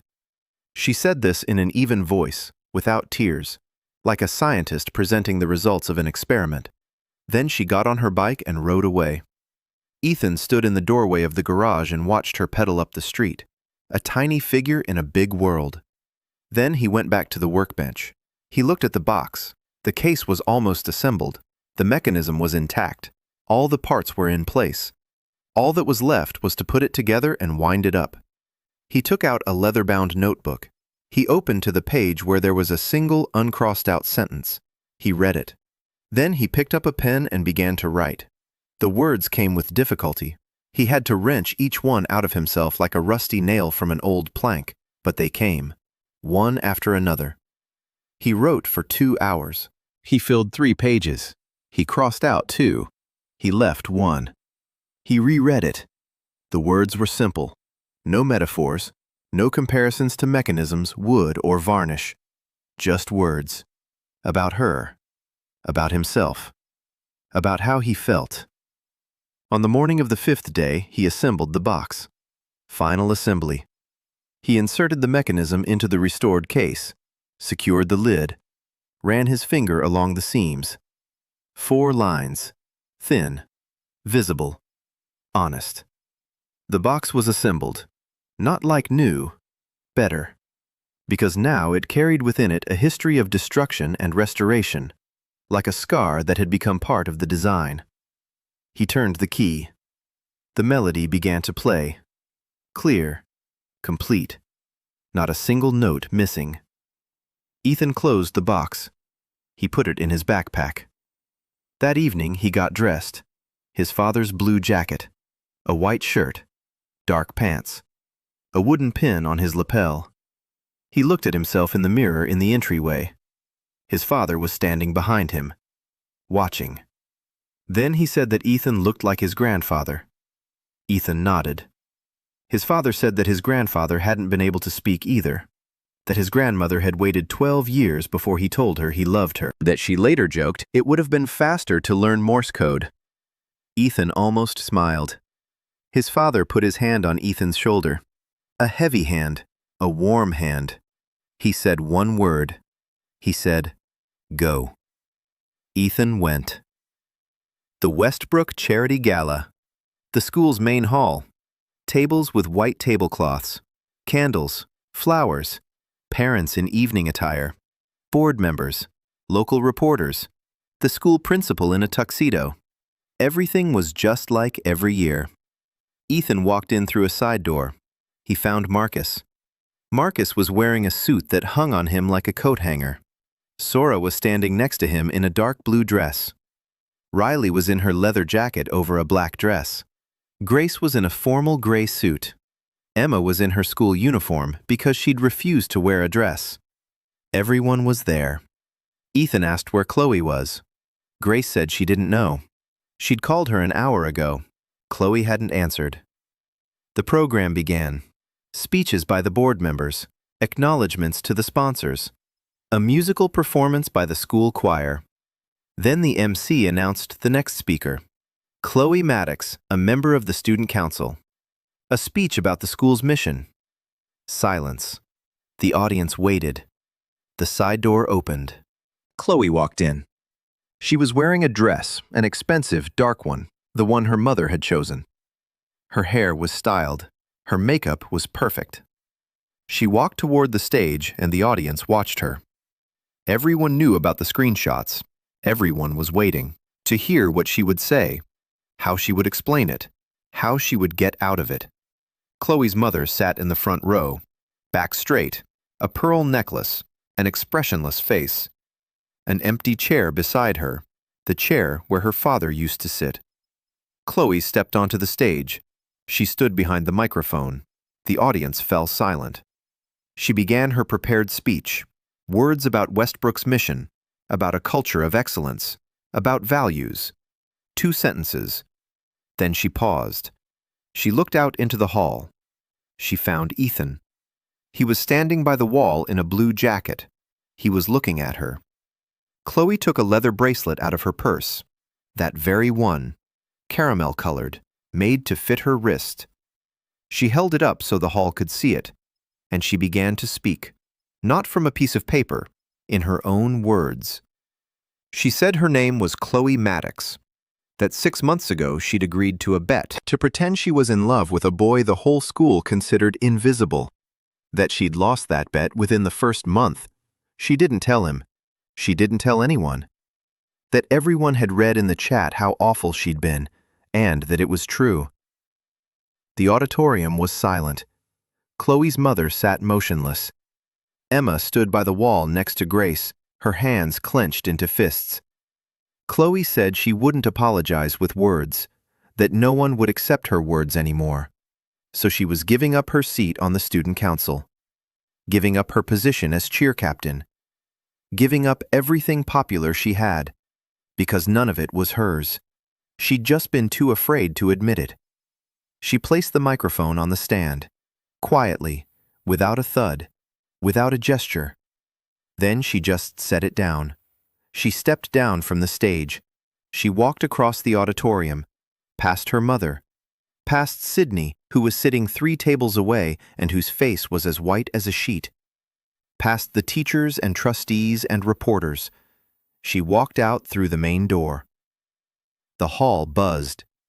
Ethan pushed himself away from the wall. He walked toward the door. Marcus caught his eye and nodded. Go. Ethan hadn't been to school for 5 days and had been repairing the broken box. Emma came to see him and said that Chloe wasn't eating and wouldn't leave her room. At the charity gala, Chloe took the stage and publicly confessed to everything. She gave up all her positions, and she left. Chloe was riding her bike for the first time in her life. A $4,000 dress, heels she'd kicked off on the school lawn, bare feet on the pedals. Emma's bike, small, old, with peeling paint on the frame. Emma had left it at the school entrance, on purpose, because Emma knew that Chloe wouldn't want to wait for a car. She wouldn't want a white Mercedes. She wouldn't want a driver or tinted windows. She'd want to leave on her own, under her own power. Chloe pedaled and cried. The wind from the ocean blew in her face. Her hair came loose from its style and flew behind her. The hem of her dress caught on the chain. She rode down Main Street, past the Tidewater coffee shop where it all began, past the school stadium, past the parking lot where Brandon had threatened Ethan, across the entire town, down the hill, toward Lower Street, to a small house with a wooden porch and an old oak tree in the yard. To the garage. She tossed her bike against the fence. She walked up to the garage door. The door was closed. She grabbed the handle. She pulled. The door opened. The light was on inside. The workbench was lit by a small lamp. On the workshop floor lay sawdust and wood shavings. Jars of varnish stood on the shelves. Tools hung on the wall. And in the center of the workshop, on the floor, sat Ethan. In front of him, on a velvet cloth, lay the pieces of a box. He was putting it back together. Again. The very same box he'd broken 5 days ago. The one he'd glued back together. The one he'd put back together. And the one he'd taken apart again for some reason. Because he needed something to do with his hands while he waited. He looked up. He saw her. Barefoot. In a $4,000 dress. With her hair tousled. With cheeks wet with tears.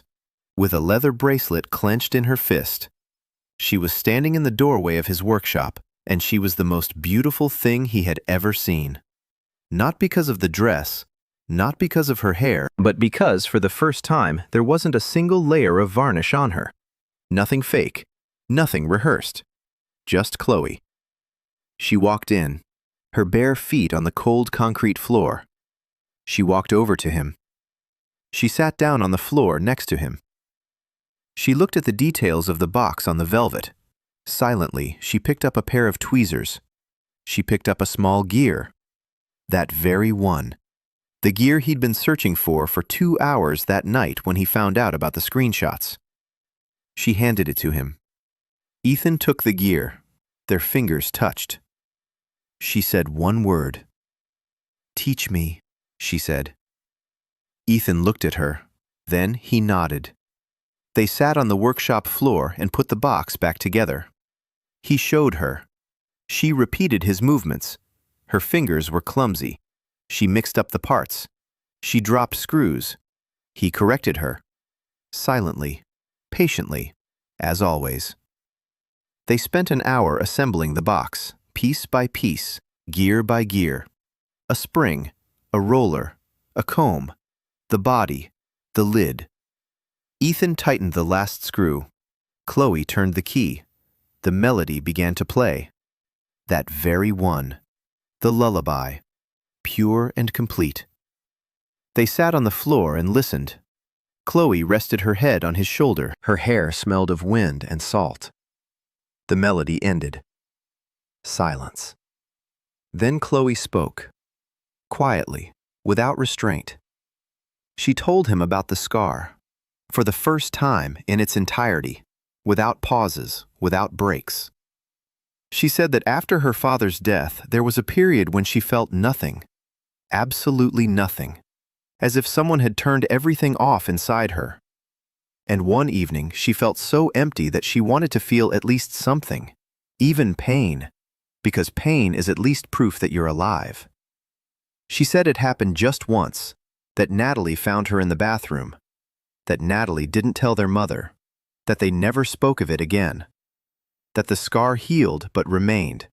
And that every day she looked at it and remembered that emptiness. Until Ethan covered it with a bracelet. And then she stopped looking at the scar, because she was looking at the bracelet, and thinking about the hands that had made it. Ethan listened. He didn't move. He didn't interrupt. He just sat there beside her, breathing steadily so she'd have something to synchronize her breath with. When she finished, he did something he'd never done before. He didn't fix anything. He didn't do anything. He didn't reach for an object. He took her hand, raised it to his eyes, unfastened the bracelet, looked at the 3 thin lines on the inside of her wrist. Then he leaned down and touched them with his lips. 3 lines, 3 touches. Quiet, light. Chloe watched him and held her breath. He fastened the bracelet back on, looked into her eyes, and spoke. Not with an object, not with a gesture, not with a metaphor, with words. The very words that had been stuck in his throat for 3 months. The 3 words he'd written in a leather notebook, crossing them out and writing them over and over until they no longer felt foreign. He told her. And Chloe Maddox, the girl who'd controlled every facial expression her whole life, who'd rehearsed her smiles in front of the mirror, who knew what her profile looked like from every angle, that girl buried her face in the shoulder of the boy from the garage and sobbed so hard she was shaking. Without control, without pretty tears. Ugly. For real. Ethan held her, with his own hands, the very hands that repaired watches and jewelry boxes and guitars and glasses and briefcases and chairs. The hands she'd written about, calling them the hands of a worker, the hands she'd drawn in her sketchbook in the evenings. He held her and said nothing, because he'd already said it. For the first time in his life, he'd said it, and no more words were needed. They sat on the workshop floor. The box lay silent on the workbench. The lamp glowed yellow. Beyond the garage walls, the ocean roared. Somewhere upstairs in Westbrook's grand hall, the gala continued. Somewhere, Sydney Parrish sat with a pale face, realizing she had lost. Somewhere, Emma was waiting for a message. Somewhere, Chloe's mother was staring at an empty chair. But here on the floor, amid the sawdust, velvet, and tools, two people weren't playing anything for the first time in a long while. The summer after the first arch was quiet. Chloe didn't go to the Hamptons. For the first time in 5 years. She stayed in the city. Every morning she came to the garage by 9. Ethan taught her how to hold the sandpaper, how to feel the wood, how to tell oak from ash by touch, how to listen to the mechanism, how to wait for the glue to set. Her hands were clumsy for the first 2 weeks. She pressed too hard. She was in too much of a hurry. She wanted results right away. Ethan said that wood doesn't tolerate haste, that every movement should be like a breath, steady, calm, without jerks. By the 3rd week, she'd got the hang of it. She sanded evenly. She could feel when it was enough. She could feel when another coat was needed. In July, she restored her first chair, an old kitchen chair from Mrs. Collins's house. Wobbly legs, peeling paint, a worn seat. Chloe worked on it for 10 days. She took it apart, sanded it down, glued the legs back on, stripped the paint, exposed the wood. Birch, light-colored, simple. She coated it with oil, put it back together. The chair stood straight. It didn't wobble. It wasn't perfect. One leg was slightly shorter. The oil had settled unevenly on the back of the seat, but she'd made it with her own hands, from start to finish. She took it to Ethan's father, set it in the kitchen. Ethan's father sat down on the chair, rocked back and forth, looked at the legs, at the backrest, at the seat. Then he looked at Chloe and said it was a good job. Chloe smiled so broadly that Ethan turned away toward the window because the spring in his chest tightened again. But now it was a good kind of tension, the right kind, like a spring in a clockwork mechanism that does exactly what it was designed to do. Sydney Parrish quietly disappeared from their lives. After the gala, her standing at school began to waver, not because anyone punished her, because Chloe did what no one expected. She confessed publicly. She gave it her all. She walked away, and she didn't break. At Westbrook, they respected strength, and what Chloe did on stage was strength. Not loud, not aggressive, quiet, like hands assembling a jewelry box from 40 pieces. Grace told Ethan later. A week after the gala, Grace posted the entire conversation in that same school chat group. Not screenshots from the first few weeks, the entire conversation. 3 months, message by message, so everyone could see. Here's Chloe laughing in the first week. Here's Chloe falling silent in the 3rd. Here's Chloe defending Ethan in the 5th. Here's Chloe stopping replying in the 7th. The whole story. Not a single fragment taken out of context. The complete picture. And the picture showed what Grace had known from the very beginning. Chloe had changed. Senior year began in the fall. Ethan and Chloe returned to Westbrook. But Westbrook was different. Or maybe they were different. Chloe no longer sat at the popular kids' table. She wasn't captain. She wasn't on the council. She was just Chloe, the girl who wore a leather bracelet and plain sneakers and sometimes smelled like the woods.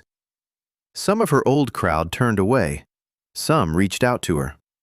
2 girls from her old group came up to her during the first week. They said they admired what she'd done at the gala. Chloe said thank you. No irony, no hidden meaning, just thank you.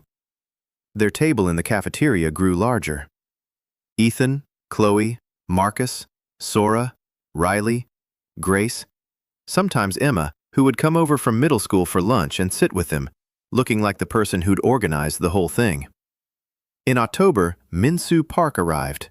Korean, a new exchange student, the daughter of a ceramic restorer from Seoul. She showed up in art class, petite, quiet, with a slight accent. Ethan was the first to notice her hands, the hands of someone who works with fragile materials, careful, precise, with calluses on her fingertips from polishing. He recognized her as a craftswoman instantly, the way you recognize your own kind by their gait. They started talking after class. Minsu explained that her father restores broken ceramics using the kintsugi technique, a golden seam. A broken cup is glued back together with resin mixed with gold powder. The crack isn't hidden. It becomes the most beautiful part of the object. Ethan listened and felt something click into place inside him. Kintsugi, the golden seam. That was what he'd been doing his whole life. He just didn't know it had a name. Chloe saw them together in the hallway after class. She saw them talking. She saw Ethan listening to Minsu with the kind of attention she knew well, the kind of attention she thought was hers alone. She felt jealous. Not of his body, not of his beauty, but to understanding. Minsu understood Ethan in a language that Chloe had only just begun to learn. The language of hands, the language of materials, the language of repair. Ethan brought Minsu to the studio. He showed her his work. Minsu showed him photographs of her father's work. Broken bowls with golden lines running along the cracks. Every crack glowed. Every seam was a work of art. Ethan suggested she lead a workshop in his studio. Minsu agreed. He called Chloe. Chloe came. Minsu laid out the materials on the workbench. A ceramic bowl, deliberately broken into 5 pieces. Resin, gold powder, a brush. She demonstrated how to mix the materials, how to apply them, how to press the shards together, and how to wait. Chloe picked up the first shard. She applied the resin mixed with gold. She placed the second shard against it. She pressed them together. She waited. Minsu stood nearby and spoke softly. She said that in Japan, they believe a broken object doesn't become worse. It becomes more honest. Its story is visible. Its pain is visible. And that makes it more valuable than it was before. Chloe held the 2 shards of the bowl together, and her hands were trembling. Not from the effort, but because Minsu had just described her life. She glued the bowl back together in an hour. 5 shards, 4 gold lines. Uneven, unprofessional, but gold, shimmering. Chloe set the bowl on the workbench. She looked at it. Then she cried. Quietly, without sobbing, just tears. Because she understood. She too could be put back together that way. With stitches. With gold. With a story that's visible and doesn't hide. Ethan stood nearby and said nothing. But this time, the silence was right. Winter passed. Spring. They opened an Instagram account for the workshop. They filmed themselves repairing other people's things.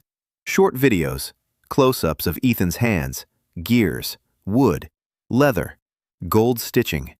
They named the account simply Repaired. Followers started coming in. 10, 100, 500, 1,000. People all along the coast wrote in. They sent photos of broken items. They asked if they could be repaired. Ethan replied to everyone. Yes, it's possible. Everything can be fixed. Marcus tracked the account's analytics in his Google Sheet. He renamed the file from Project Invisible to Project Fixed. Their senior year flew by. Exams, college prep. Ethan applied to a cultural heritage preservation program. Chloe applied to design school. They chose the same city, not because they couldn't live without each other, but because they wanted to be close. Those are 2 different things. Westbrook's graduation night, June. The auditorium was decorated in blue and gold, the school colors. Ethan stood at the entrance, wearing his father's jacket, that very one, blue, wool, with a wooden pin on the lapel. Chloe pulled up, not in a white Mercedes, on Emma's bike, in a dress, in sneakers, with a bracelet on her wrist. She got off the bike, walked over to him. He held out his hand. She took it. They walked into the auditorium. Marcus was already inside, with Sora. They were standing by the window, arguing about something. Riley was tuning her guitar on stage. Tide Pool was playing at the graduation ceremony. Grace was standing with a group of prospective Stanford students, smiling. Emma was sitting in the corner with a microscope, because Emma was always Emma. Minsu was waving from the other end of the hall. Next to her stood a gold inlaid bowl. She'd brought it as a gift for the school. The teachers had placed the bowl on a shelf in the library, next to the encyclopedias from which a reddish head with a phone had once peeked out. The evening wore on. Music, dancing, speeches. Ethan didn't dance. He stood by the wall. Chloe stood next to him. They looked out at the hall and said nothing. A pleasant silence. The silence of two people who didn't need to fill the quiet because the silence between them had long since ceased to be empty. Then Chloe said she wanted some fresh air. They stepped out onto the school porch. A June evening, warm. The ocean below. The sky at sunset, orange and pink. Chloe sat down on a step. Ethan sat down next to her. She rested her head on his shoulder. He took a small package out of his jacket's inside pocket. Velvet, dark green. Chloe lifted her head. She looked at it. He held out the package. She unwrapped it. A watch. That very one. Cartier, gold case, Roman numerals. Her father's watch. But different. The glass was new. Not a single scratch. The case was polished. The strap was new. Leather. The same caramel color as the bracelet. Handmade by him. Chloe opened the back cover. Inside, on the metal, was an engraving. 2 pairs of initials, R.M. and H.M. Richard Maddox and Chloe Maddox, father and daughter, together, forever. Chloe stared at the engraving, and her hands trembled. Ethan said he'd been working on the watch for 3 months. He replaced the worn gears. He straightened the axle once and for all. He adjusted the mainspring. The watch now runs with split-second precision. Like new. No, better than new. Because it had lived a life, and its story was now visible. Like the gold stitching on Minsu's bowl, Chloe slipped the watch onto her left wrist, the bracelet on her right. Her father's watch and Ethan's bracelet. 2 men who loved her not for her last name. She looked at Ethan. He was looking at her. The sunset bathed his face in warm light. He opened his mouth and told her what he'd been saying with his hands for 3 years. Not 3 words, more. He said she was the first thing he didn't want to fix. Because she wasn't broken. She'd never been broken. She was just covered in someone else's varnish, like that honeywood dresser. And all he'd done for those 3 years was strip away the varnish, layer by layer, until he saw her true self. And she turned out to be more beautiful than anything he'd ever restored. Chloe listened. Her eyes were wet, but she was smiling. She said he was lying, that he had, after all, fixed her.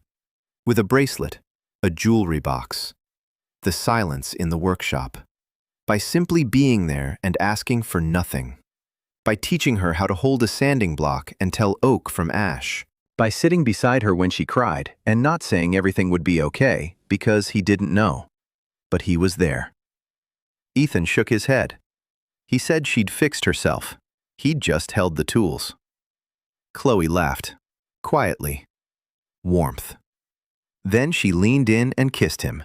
Not on the cheek, not for the camera, not because she had to. She just kissed him. On the porch of the school where they were both outsiders and where they found each other. Music was playing inside. Riley was singing something slow. The guitar sounded clear, no buzzing. The ocean roared below. The sunset was fading. 2 people sat on the steps holding hands. The boy from the garage in his father's jacket. The girl from the hill in sneakers. Not a king and a queen. Not a nerd and a beauty. Not a winner and a loser. Just 2 people who had stopped playing roles and allowed themselves to be themselves. The watch on Chloe's wrist ticked steadily, second by second. Just as planned. Just as it should be. Chloe spent the summer in the workshop and learned to work with her hands. Grace posted their entire correspondence, which proved that Chloe had changed by the 2nd month. Minsu Park taught Chloe kintsugi and gold thread repair. At the graduation ceremony, Ethan returned Chloe's father's fully restored watch, complete with an engraving. He said aloud everything he'd been communicating with his hands for 3 years. They found their world in each other. The story is complete.